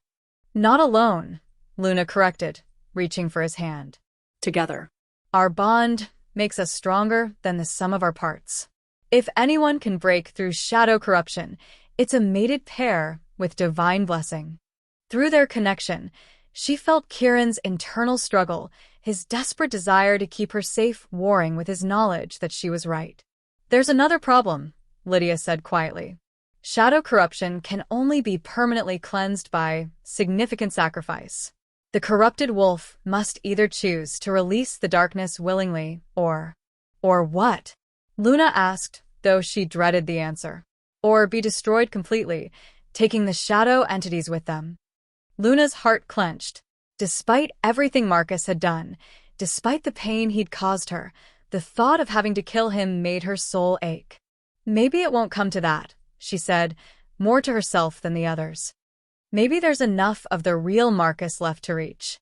A low howl echoed across the valley, distant but definitely approaching. The sound carried notes of pain and rage that made every wolf present shiver with instinctive fear. He's closer than we thought, Kieran said grimly. Luna straightened her shoulders and called upon the power that had been awakened by heartbreak and forged in the fires of divine blessing. Silver light began emanating from her skin, not wild and chaotic as it had been in her early days, but controlled and magnificent. Then it's time, she said, her voice carrying supernatural authority. Time to face the shadows of the past and prove that love is stronger than corruption. She turned to address the gathered sanctuary members. Anyone who can't fight should evacuate to the protected caverns immediately. The rest of us prepare for battle. Not just against a rogue wolf, but against forces that have been the enemies of our bloodline for millennia. As the sanctuary mobilized around them, Luna felt Kieran's hand slip into hers. Their bond marks flared with golden silver light, and power began building between them like an approaching storm. Whatever happens, Kieran said quietly, we face it together. Together, Luna agreed, then raised their joined hands so their combined light could be seen throughout the valley. Let the shadows come. They'll learn what it means to threaten the moon's children. The answering howl from the mountains was much closer this time, and tinged with something that sounded almost like anticipation. Marcus was coming home to the woman he'd rejected, but he was bringing darkness with him. Luna only hoped there was enough light left in both of them to survive what was coming. Chapter 9. The attack came at midnight, under a new moon that offered no celestial assistance. Luna stood with Kieran at the sanctuary's main gates, their combined power creating a barrier of silver-gold light that stretched across the valley entrance. Behind them, The sanctuary's defenders had taken their positions, 30 wolves blessed with various degrees of ancient gifts, all prepared to face an enemy unlike anything they'd encountered before. The first sign of Marcus's approach was the wrongness in the air itself. Plants withered as he passed, and the very stones seemed to dim as shadow corruption preceded him like a plague. When he finally emerged from the treeline, Luna's heart broke at what she saw. The massive black wolf padding toward them was barely recognizable as the man she'd once loved. Marcus had always been large, but the shadow corruption had twisted him into something monstrous, easily 9 feet tall at the shoulder, with muscles that rippled with unnatural power. His eyes, once warm brown, now glowed with crimson fire that left trails of darkness in the air. But worst of all were the whispers. Even from this distance, Luna could hear them. The voices of the shadow entities speaking through Marcus's corrupted form, promising pain and destruction in languages that predated civilization. "Marcus," Luna called out, her voice carrying across the valley with supernatural force. "I know you're still in there. Fight the darkness. Come back to who you really are." The creature that had been Marcus lifted his massive head, those burning red eyes focusing on her with terrible intensity. When he spoke, his voice was layered with harmonics that made everyone present shiver with instinctive terror. "Luna." Her name came out like a curse, distorted by shadow magic until it barely sounded like human speech. Beautiful Luna. Perfect Luna. Luna, who chose another over the mate who loved her first. "You chose someone else," Luna replied firmly, her power flaring in response to his corruption. "You rejected our bond for political gain. I just survived what you did to me." Marcus threw back his head and howled, a sound so filled with rage and self-hatred that several of the sanctuary's windows shattered. When he looked at her again, the shadow entities were speaking more clearly through him. "We offered him power to take back what was stolen," the creature said, Marcus's mouth moving but alien intelligences providing the words. "Power to claim his true mate. Power to destroy the pretender who stole his place." The creature's burning gaze shifted to Kieran, and Luna felt her mate's protective fury spike through their bond. "You," Marcus snarled, his form beginning to shift and grow even larger. "You poisoned her against me, made her forget our love, stole what was mine by divine right."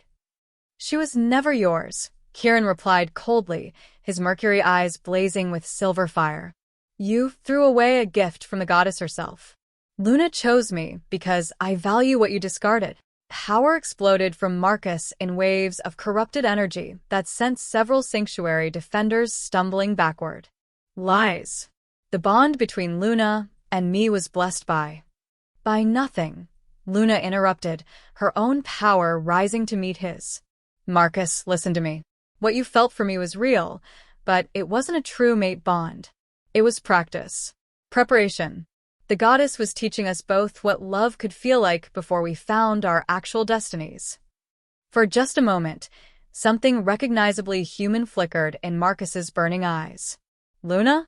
I can barely remember who I was before the shadows came. They showed me such terrible things. How you laughed when I was stripped of my alpha status. How you celebrated my exile with your new mate." Luna's heart clenched with pity. "Those were lies, Marcus. Visions designed to feed your pain and make you vulnerable to corruption. I never celebrated your fall. I mourned the man I thought you were." More lies. The shadow entities reasserted control, making Marcus's voice boom with unnatural power. "Show us truth, Moonsinger. Show us the bond you claim is so pure." Luna looked at Kieran, seeing her own determination reflected in his mercury eyes. Without hesitation, she reached for his hand, and their bond marks blazed with divine light. Power erupted between them. Not the silver-gold spirals Marcus had seen before, but something far more magnificent. Their combined energy took the form of a great tree made of starlight, its branches reaching toward the heavens while its roots anchored deep in sacred earth. Every leaf glowed with celestial fire, and the very air around them sang with harmonies that spoke of eternal love and perfect balance. Marcus staggered backward as if struck by a physical blow. "No," he whispered, and for a moment his voice was purely human. "Oh, goddess, no. What have I done?" But the shadow entities weren't finished with him. They poured more corruption into his system, making his form swell with dark power until he towered over even the sanctuary's ancient trees. Enough sentiment, the creatures hissed through his mouth. Time for the moon singer to learn the price of rejection. Time for her pretty Alpha to discover what real power looks like. Marcus launched himself toward the gates with speed that belied his massive size. His claws, now wreathed in shadow fire, struck their barrier of light and sent shockwaves through the valley. "Hold the line," Kieran shouted to the defenders as their protective barrier flickered under the assault. Luna poured more of her power into the defense, but she could feel the ancient malevolence working through Marcus. The shadow entities had been planning this for centuries, waiting for a broken Alpha connected to Moon's Singer bloodline. Every attack was precisely calculated to exploit weaknesses she didn't even know she had. "He's too strong," she gasped as another strike nearly shattered their barrier entirely. "The corruption is feeding off his connection to me, using our severed bond as a conduit." "Then we cut the connection," Kieran said grimly. "Permanently." "That could kill him," Luna protested. "If you don't, he'll kill everyone in the sanctuary," Kieran replied. "Luna, I can feel what he's become through our mate bond. The Marcus you knew is gone. What's left is just shadow entities wearing his skin." Another devastating blow struck their barrier, and this time it failed completely. Marcus bounded into the courtyard, his burning eyes fixed on Luna with predatory hunger. At last, he rumbled, shadow fire dripping from his fangs. "Time to reclaim what the darkness has promised us." The sanctuary defenders attacked from all sides, wolves shifting into their battle forms, priestesses calling upon protective magic, warriors wielding silver weapons blessed with moon-blessed steel. But Marcus moved through them like a force of nature, his corrupted power letting him sweat aside attacks that should have felled him instantly. Luna watched in horror as good wolves, people who'd become family to her, fell before Marcus's assault. Sage screamed as shadow fire grazed her arm, leaving burns that wouldn't heal normally. Young wolves who'd shown promise in the ancient arts were sent flying by casual swipes of Marcus's claws. "Stop," Luna commanded, her power flaring so intensely that she rose several feet off the ground, silver light blazing around her like a second sun. "You want me, Marcus? Face me. Leave the others alone." Marcus paused in his rampage, turning those burning eyes toward her floating form. "Yes," he breathed, and the shadow entity's satisfaction was audible in his voice. "Come to us, Moon Singer. Let us show you what your rejection has wrought." Luna descended to stand 20 feet away from the corrupted Alpha, feeling Kieran's desperate desire to intervene through their bond. But this was her fight, her past come back to haunt not just her, but everyone she'd learned to love. "I'll make you a deal," she said clearly. "Face me in single combat. If you win, I'll come with you willingly. If I win, you let the shadows go and accept whatever healing I can offer." Marcus considered this, his massive head tilting with inhuman calculation. "And if we destroy you utterly? What becomes of your precious sanctuary then?" "That's not your concern anymore," Luna replied, her voice steady despite the terror she felt. "Do you accept my challenge or not?" The creature that wore Marcus's face smiled with too many teeth. "We accept, Moon Singer. Let us show you the true meaning of regret." As the two opponents faced each other in the moonlit courtyard, power began building between them. Divine light against corrupt shadow, love against twisted obsession, hope against despair. Luna closed her eyes and reached deep into the well of strength that had carried her from broken exile to Moon Singer. She thought of Kieran's love, the sanctuary that had become home, the future they were building together. When she opened her eyes again, they blazed with silver fire that made the very stars seem dim by comparison. "Come then, Shadow," she said quietly. "Let's finish this." Marcus lunged toward her with a roar that shattered every remaining window in the great hall, shadow fire trailing behind him like wings of darkness. The final battle for Luna's soul and the fate of the ancient bloodlines had begun. Chapter 10. Background: the clash of titanic forces, silver light crackling against shadow fire, the sound of reality itself straining. The impact when Marcus struck Luna's protective barrier sent shockwaves through the entire valley. Luna staggered but held her ground, silver light blazing around her as she absorbed the corrupted Alpha's assault. The shadow fire that wreathed his claws hissed and steamed where it met her divine radiance. "Is that all the great moon singer has to offer?" Marcus taunted, his voice layered with the whispers of ancient malevolence. "We expected more from the last of her bloodline." Luna steadied herself, drawing power from the deep well of strength that had been awakened by heartbreak and forged by love. "You haven't seen anything yet." She gestured, and silver light erupted from the ground around Marcus, not attacking directly, but forming a circle of containment that would keep their battle from destroying more of the sanctuary. "Clever," Marcus acknowledged, prowling around the perimeter of her magical barrier. "But we have learned much in the shadow realm. Allow us to demonstrate."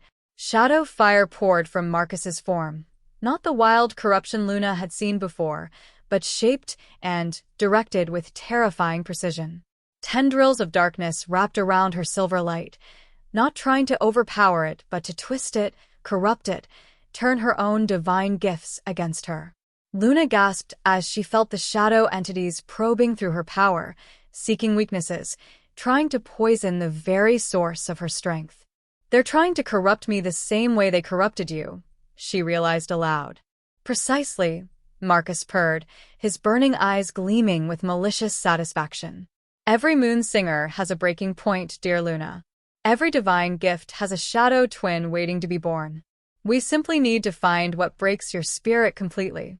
Images flooded Luna's mind, visions of Kieran falling in battle, the sanctuary burning, everyone she'd learned to love dying because she'd been too weak to protect them. She saw herself alone again, exiled again, wandering endless darkness with no hope of redemption. For a moment, Luna felt her power waver as despair crashed over her in waves. But then she heard something that made her spirit flare with renewed strength, Kieran's voice, carried across the courtyard by their mate bond. "Luna, remember who you are. Remember what we built together." Luna turned slightly and saw her mate standing at the edge of her containment circle, his mercury eyes blazing with love and absolute faith in her abilities. Behind him, the sanctuary members, battered but not broken, stood ready to lend their strength if she needed it. "I am not alone," Luna said firmly, and silver light exploded outward from her core with such intensity that Marcus actually stepped back. "That's what you never understood, Shadow. I am not the broken exile you're trying to corrupt. I am Luna Silvermane, Moon Singer, true mate to Kieran Silvermane, and I am connected to something far greater than individual power." She reached out through her bond to Kieran, and he immediately opened himself to her completely. Their combined strength flowed between them like a river of starlight, and Luna felt her power triple, quadruple, become something that transcended anything she'd wielded alone. "No," Marcus snarled, shadow fire flaring around him as he realized what was happening. "We will not allow this." The Moon Singer faces judgment alone. He launched another devastating attack, but this time Luna was ready. She caught his shadow fire with her silver light and did something the darkness hadn't expected. Instead of fighting the corruption, she began to purify it. Marcus screamed as divine radiance poured through the shadow entities clinging to his soul. For just a moment, Luna saw through to the real Marcus underneath, broken, guilt-ridden, desperate for redemption but convinced he was beyond saving. "Marcus," Luna called softly, her voice carrying love and compassion that cut through centuries of shadow whispers. "You are not lost. The man I once cared for is still there, buried under all this pain and corruption. Let me help you find him again." The shadow entities recoiled from her offer of redemption like it was poison, but Marcus, the real Marcus, reached toward it with desperate longing. "Luna?" His voice, purely human for the first time since his arrival, was barely a whisper. "I can barely. The shadows show me such terrible things. They say I can never be forgiven for what I've done." "They're lying," Luna said firmly, stepping closer despite the danger. Everyone can be forgiven, Marcus. Everyone can find their way back to the light. But you have to choose it. You have to want healing more than you want revenge. For a heartbreaking moment, Luna thought she was reaching him. Marcus's burning red eyes flickered, showing hints of their original warm brown. His massive, corrupted form began to shrink back toward normal proportions. But the shadow entities weren't finished with him. Lies. They shrieked through his mouth, pouring fresh corruption into his system until he swelled with dark power again. She offers false hope. She rejected you once, and will do so again. She chose another over you. Because I wasn't her true mate, Marcus said, but his voice was uncertain now, human and shadow warring for control. You were her first love, the entities pressed. You gave her your heart, and she threw it away for political advantage. Just as you did to her. Luna saw the exact moment when the shadows found their mark. Marcus's face twisted with renewed anguish as the entities fed his deepest fears and insecurities back to him. She never loved you, they whispered. She used you for practice, for preparation. You were nothing but a stepping stone to her true destiny. That's not true, Luna protested, but she could see Marcus pulling away from her offered redemption, the shadows wrapping around his heart like chains. Then why, Marcus asked, his voice breaking with pain, why did our bond feel so real? Why did I love you with everything in me if it was all just practice? Luna's heart shattered at the genuine anguish in his voice. This was the core of his corruption, not just rejection, but the terrible fear that everything he'd felt had been meaningless. It wasn't meaningless, Marcus, she said softly, lowering her defensive barriers to show him complete vulnerability. What we felt was real. It was beautiful. It was necessary for both of us to learn what love could be. But it wasn't our forever. It was our preparation for forever. She gestured to where Kieran stood, power flowing between them in visible streams of light. Look at what I have with Kieran. Look at the bond the goddess blessed us with. Could I have recognized this? Could I have been worthy of it, if I hadn't learned to love with you first? Marcus stared at the magnificent display of mated power, and Luna saw understanding beginning to dawn in his eyes. You taught me how to open my heart, Luna continued. How to trust, how to hope, how to believe in love even when it seemed impossible. That wasn't practice, Marcus. That was gift. You gave me the ability to recognize my true mate when I found him. The shadow entities sensed their hold on him weakening and poured more corruption into his system, but Marcus fought them now, human while battling ancient malevolence. Then what am I supposed to do? He asked desperately. How do I live with the knowledge that the greatest love of my life was meant to be temporary? By finding your own true mate, Luna said firmly. By opening your heart to the possibility that the goddess has someone perfect for you too. Marcus, your story isn't over. It's just beginning. For a moment, hope flickered in Marcus's eyes. But then the shadow entities played their final card. They showed him images of Vivian Redmoon's deception, of how thoroughly he'd been manipulated, of the political machinations that had destroyed his alpha status. You are broken, they whispered. Corrupted. No true mate could ever love what you've become. Marcus's face crumpled with despair, and Luna felt the shadows tightening their hold on him once more. No, she said fiercely, gathering every ounce of her power. I won't let you take him. She reached deep into the bond that connected all moon singers across time and space, calling upon the strength of her grandmother, her ancestors, every woman who'd wielded divine gifts in service of healing and protection. Silver light erupted from Luna with such intensity that it lit up the entire valley like a second sun. But instead of attacking the shadow entities directly, she wrapped that light around Marcus himself, not to destroy the corruption, but to remind him of who he truly was beneath it. The light carried memories, every moment of kindness Marcus had ever shown, every act of protection, every time he'd chosen love over fear. It showed him the man he could become if he released the shadows and chose healing over revenge. Remember, Luna whispered, her power flowing around him like a gentle river. Remember who you really are, Marcus Blackthorne.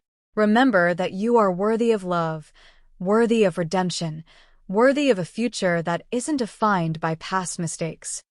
The battle between light and shadow reached its crescendo as Marcus stood at the crossroads of his destiny, divine radiance and ancient corruption warring for possession of his soul. And in that moment of perfect balance, everything depended on one thing: his choice. Chapter 11. Marcus stood at the center of the silver containment circle, divine light and shadow corruption warring around him in visible streams of power. His massive form flickered between the corrupted shadow Alpha and glimpses of the man he'd once been. Luna's compassionate radiance wrapped around him like healing balm, while the ancient entities whispered their poison directly into his tortured soul. "Choose," Luna said softly, her voice carrying across the courtyard with supernatural gentleness. "The shadows are offering you power built on pain and revenge. I'm offering you healing that leads to hope. But the choice has to be yours, Marcus. No one can make it for you." For a long moment, Marcus didn't move. Luna could see the internal battle playing out across his features, human consciousness wrestling with centuries of accumulated malevolence. "The pain," he whispered, his voice raw with anguish. "Luna, you can't understand how much it hurts. Every day since I rejected you, every night, the guilt eats me alive. The shadows promise to make it stop. By making you stop feeling anything," Luna replied gently. "Marcus, that's not healing. That's just existing as an empty shell. The pain you're carrying, it's proof that you loved me. It's proof that you're still capable of love. Don't let them take that away from you." The shadow entities hissed around him, their whispers becoming more desperate. "She lies. She offers false comfort. Pain is all you deserve for your betrayal." "Maybe," Marcus said, and Luna's heart clenched at the broken acceptance in his voice. "Maybe I do deserve this pain. Maybe I deserve worse." "No." Kieran's voice rang out across the courtyard, surprising everyone. Luna felt her mate's love and protective fury through their bond as he stepped closer to the containment circle. "No one deserves to be consumed by their mistakes, Marcus. Trust me. I've made plenty of my own." Marcus turned to look at the Alpha who'd taken his place in Luna's heart, and Luna held her breath as she waited for his reaction. "You," Marcus said, but there was no hatred in his voice anymore. Just weary curiosity. "Why aren't you gloating? Why aren't you standing back and letting the shadows finish what my rejection started?" Kieran studied Marcus with mercury eyes that held surprising compassion. "Because I understand what it feels like to lose something precious through your own choices. And because the woman I love, the woman we both loved, would never forgive herself if we let you fall to darkness when redemption was possible." "Kieran's right," Luna said, stepping closer despite the danger. "Marcus, what you did hurt me. Deeply. But seeing you consumed by shadow entities because of that hurt, that would destroy me in ways your rejection never could." Marcus's burning red eyes flickered, showing hints of their original brown. "You still care? After everything I put you through?" "I care about the man who taught me how to love," Luna replied honestly. "I care about the Alpha who held me when my mother died, who brought me wildflowers every full moon, who made me believe I was worthy of devotion. That man made mistakes, but he didn't deserve this fate." The shadow entities poured more corruption into Marcus, trying to overwhelm his wavering resolve. "She pities you. She offers false mercy. Take what you're owed." But something had shifted in Marcus's expression. Luna watched as he slowly, deliberately, began pushing back against the darkness with his own will. "No," he said, his voice growing stronger. "No, this isn't what I want. This isn't who I choose to be." Power exploded from him, not shadow fire, but something that might have been dawn-breaking after the longest night. The corruption began burning away as Marcus chose healing over revenge, hope over despair. "Luna was right," he said, his form beginning to shrink back toward normal proportions. "Our love was real. It was necessary. And it prepared both of us for our true destinies." The shadow entities shrieked as their hold on him weakened, but Marcus stood firm in his choice. "I release you," he said formally, using the ancient words Luna recognized from cleansing rituals. "I release my pain to the light. I release my guilt to divine mercy. I choose to heal. The backlash as centuries of corruption tore free from Marcus's soul sent shockwaves through the entire valley.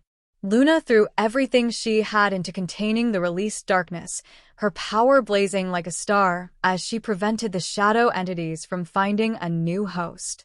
Kieran added his strength to hers, and together they created a vortex of purifying light that drew the malevolent spirits in and burned them clean, sending them back to whatever realm they'd crawled from. When the light finally faded, Marcus collapsed to his knees in human form, battered, exhausted, but free of corruption for the first time in weeks. Luna approached him carefully, her power still at the ready in case any traces of shadow remained. But when Marcus looked up at her, his eyes were clear brown again, filled with gratitude and genuine peace. "Thank you," he whispered. "I don't deserve forgiveness, but thank you for giving it anyway." Luna knelt beside him, her heart full of relief and compassion. "Everyone deserves the chance to choose light over darkness, Marcus. Everyone." "What happens now?" he asked, suddenly seeming very young despite his 30 years. "My alpha status is gone. My pack responsibilities are finished. I don't know who I'm supposed to be without those roles." "You're supposed to be yourself," Kieran said, offering Marcus a hand up. "Not Alpha Marcus Blackthorn, not Luna's former mate, not anyone else's idea of who you should be. Just Marcus. And maybe that's exactly who you were always meant to become." Marcus accepted Kieran's help standing, and Luna felt something beautiful happen through her enhanced senses. The ghost of her old bond with Marcus finally, completely, let go. What took its place wasn't the ache of loss she'd expected, but a warm sense of completion. They were both free now to become who they were truly meant to be. "The sanctuary offers healing to any who seek it genuinely," Lydia said, emerging from the great hall where she'd been tending to the injured. "If you're willing to do the work of recovery, Marcus Blackthorn, you're welcome to stay." Marcus looked around at the people he'd hurt during his shadow-corrupted rampage, sanctuary members with burns and injuries from his attacks. Instead of hatred, Luna saw compassion in their faces. These were wolves who understood that darkness could claim anyone, and redemption was always worth offering.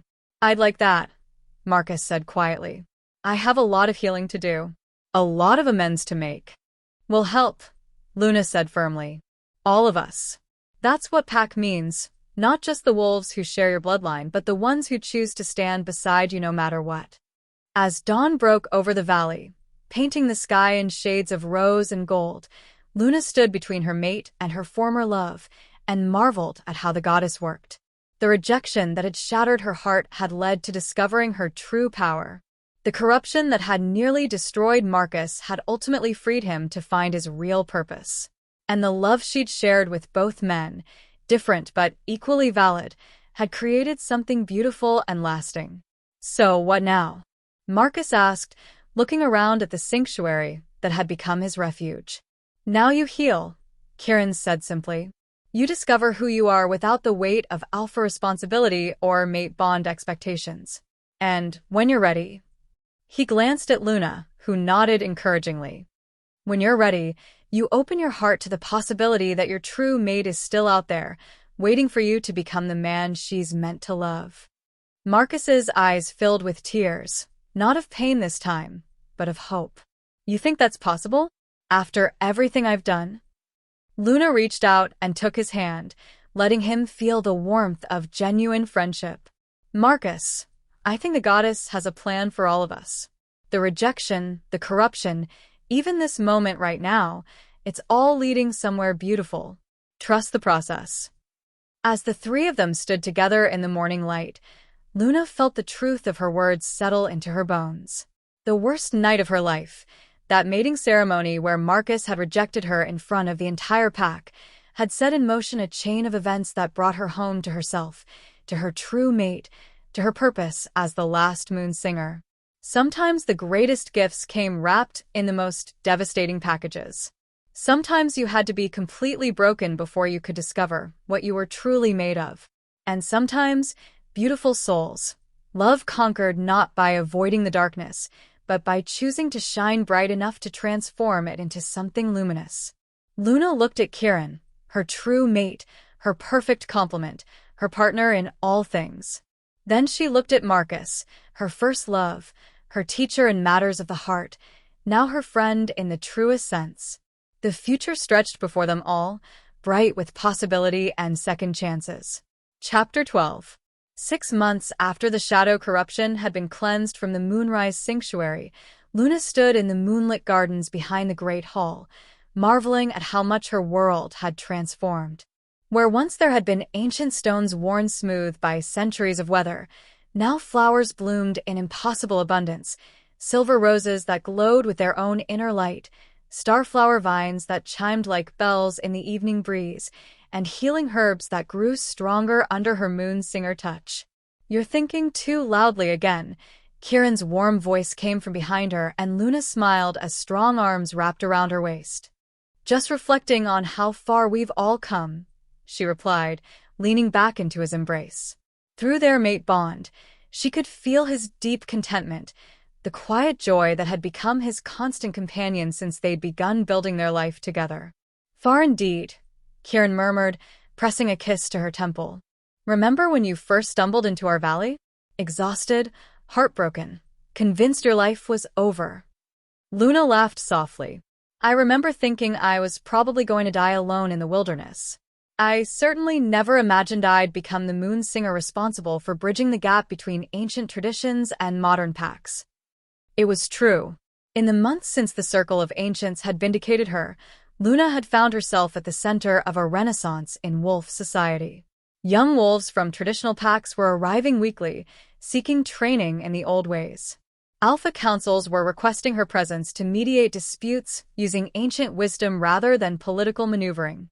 Most surprisingly, several modern packs had formally requested to establish branch territories near the sanctuary, drawn by the promise of spiritual growth and authentic community. "The letters from the High Council arrived today," Kieran said, and Luna felt his mixture of pride and amusement through their bond. "Oh no," Luna groaned dramatically. "Please tell me they're not asking me to arbitrate another territorial dispute.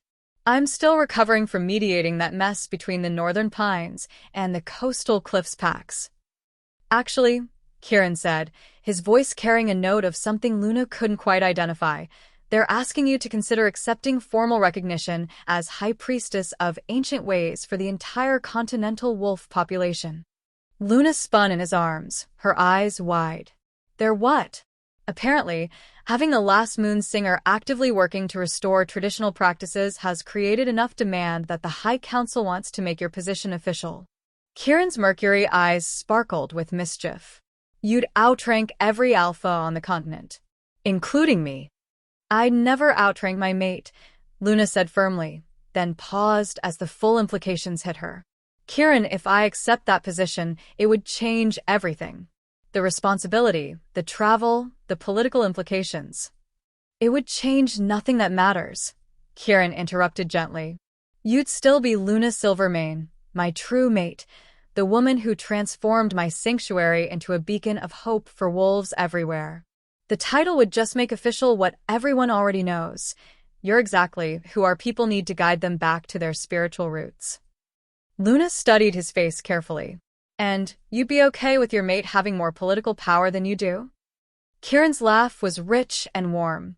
"Luna, I've spent 3 centuries waiting for someone strong enough to be my equal partner in everything. The idea that you might officially be recognized as the most spiritually powerful wolf on the continent? That makes me proud, not threatened." Before Luna could respond, the sound of approaching footsteps made them both turn. Marcus emerged from the path leading to the healing gardens, and Luna marveled once again at the transformation 6 months had wrought in her former mate. Gone was the desperate, driven alpha she'd once known. In his place stood a man who'd found peace with himself, still handsome, still strong, but carrying himself with the quiet confidence of someone who'd faced his darkest nature and chosen light. His work with the sanctuary's healers had revealed gifts he'd never explored as an alpha, and he'd thrown himself into learning the arts of spiritual counseling and trauma recovery. "Sorry to interrupt," Marcus said with the easy smile that had become his trademark since his healing. But Luna, there's someone here to see you. She says she's traveled from the Western Territories specifically to speak with the Moon Singer. Luna exchanged a glance with Kieran. Visitors seeking spiritual guidance had become common, but something in Marcus's expression suggested this was different. Did she give her name? Luna asked. Marcus's smile widened into something that looked suspiciously like anticipation. She said to tell you that Elena Nightshade's daughter might remember her Aunt Vera. Luna gasped, her hand flying to her mouth. Aunt Vera? But Mom always said she died in the plague outbreak 20 years ago. Apparently, Marcus said gently, your mother was misinformed. Your aunt has been living with a reclusive pack in the far western mountains, helping wolves who've been exiled or cast out find new homes and purposes. Luna felt her heart racing with excitement and nervous energy. Aunt Vera had been her mother's younger sister, gifted with healing magic and a fierce independence that had often put her at odds with traditional pack hierarchies. If she was alive, if she was here. Where is she? Luna asked. Waiting in the main hall, Marcus replied. But Luna, there's something else. She didn't come alone. Luna's enhanced senses suddenly picked up what she'd been too excited to notice before. New scents in the sanctuary, unfamiliar, but carrying the unmistakable markers of wolf shifters with unusual gifts. How many? Kieran asked, his alpha instincts immediately alert. 7, Marcus said, his expression growing more mysterious. 7 wolves who've been living as a pack in the deep wilderness, preserving traditions that most of us thought were completely lost. Luna stared at him. Are you saying? I'm saying, Marcus replied, his voice filled with wonder, that you might not be the last Moon Singer after all. The revelation hit Luna like lightning. She'd spent months believing she was the final keeper of ancient bloodline gifts, the sole bridge between old ways and new. The weight of being the last of anything had been both inspiring and overwhelming.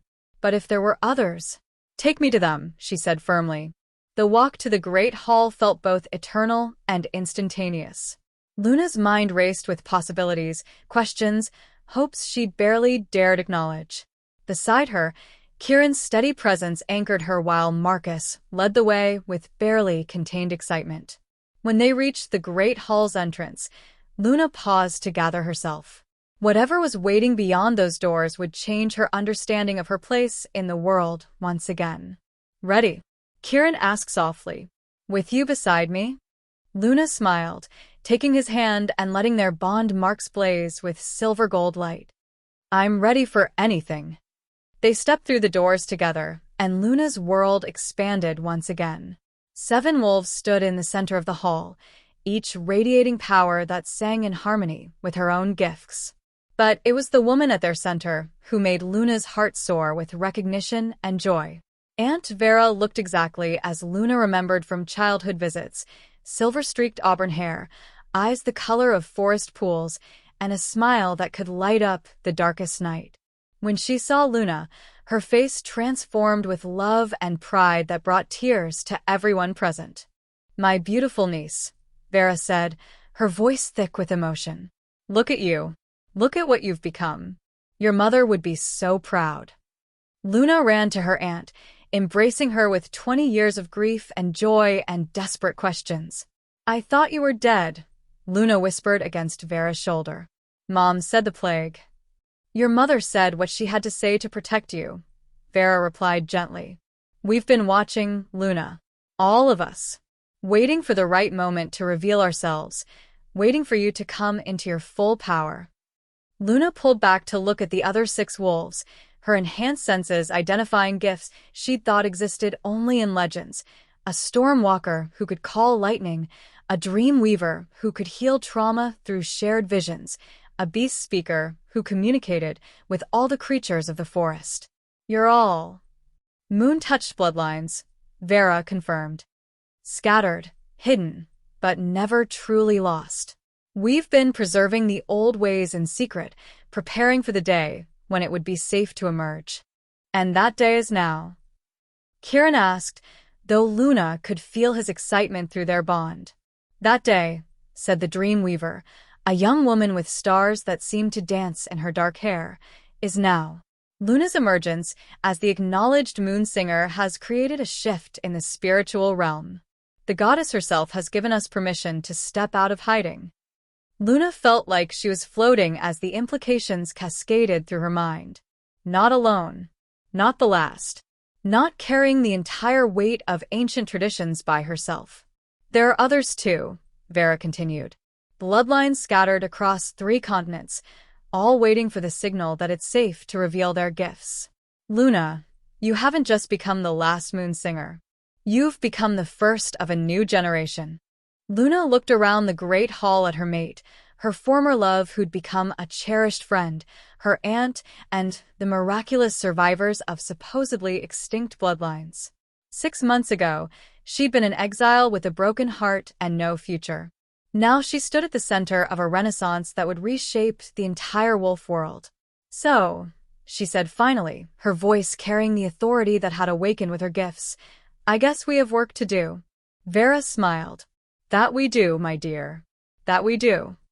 As the group began planning for a future that would blend ancient wisdom with modern needs, Luna felt Kieran's hand slip into hers. Their bond marks flared with shared power and infinite love. Any regrets? He asked quietly, echoing the question he'd posed months ago. Luna looked at her mate, her family, her purpose, and her people, and felt her heart overflow with gratitude for every painful step that had brought her to this moment. None, she said firmly. Not a single one. Epilogue. 5 years later. Luna stood on the balcony of the expanded Great Hall, watching the sunset paint the valley in shades of rose and gold.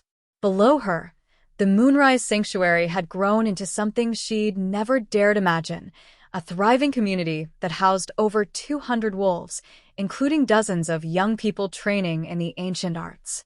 In the distance, she could see Kieran leading a group of new Alpha trainees through combat exercises that blended traditional techniques with spiritual practices. His silver hair caught the evening light, and even from this distance, Luna could feel his contentment and joy through their mate bond. Mama Luna, Mama Luna.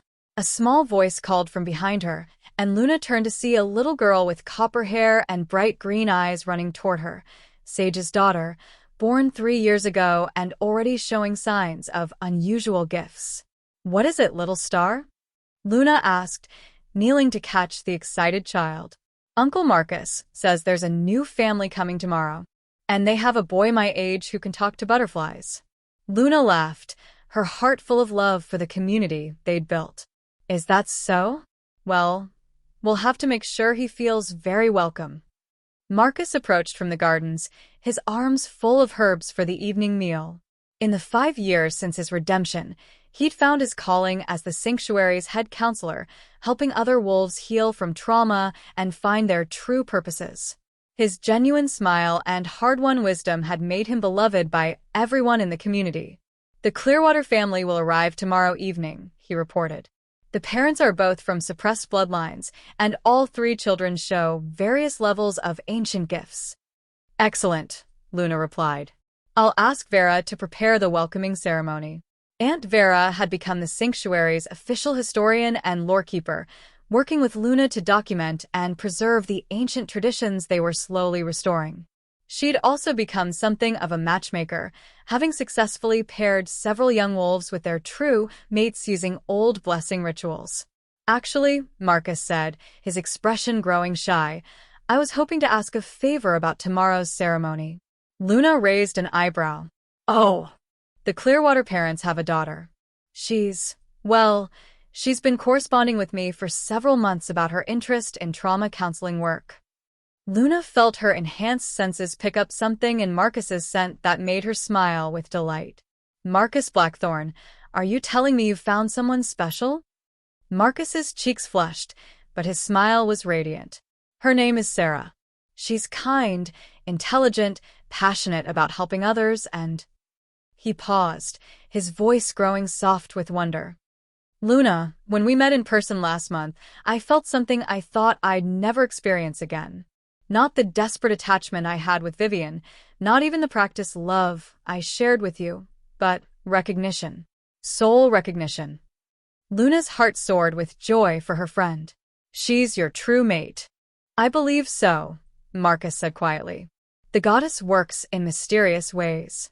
5 years ago, I thought my chance at real love was destroyed by my own poor choices. Now you've done the work to heal yourself and become worthy of the gift she always intended for you, Luna finished warmly. I'm so happy for you, Marcus. As if summoned by their conversation, Kieran appeared on the balcony, sweeping Luna into his arms with the easy affection that had only grown stronger over the years. What are we celebrating? He asked, having clearly caught the joy in both their scents.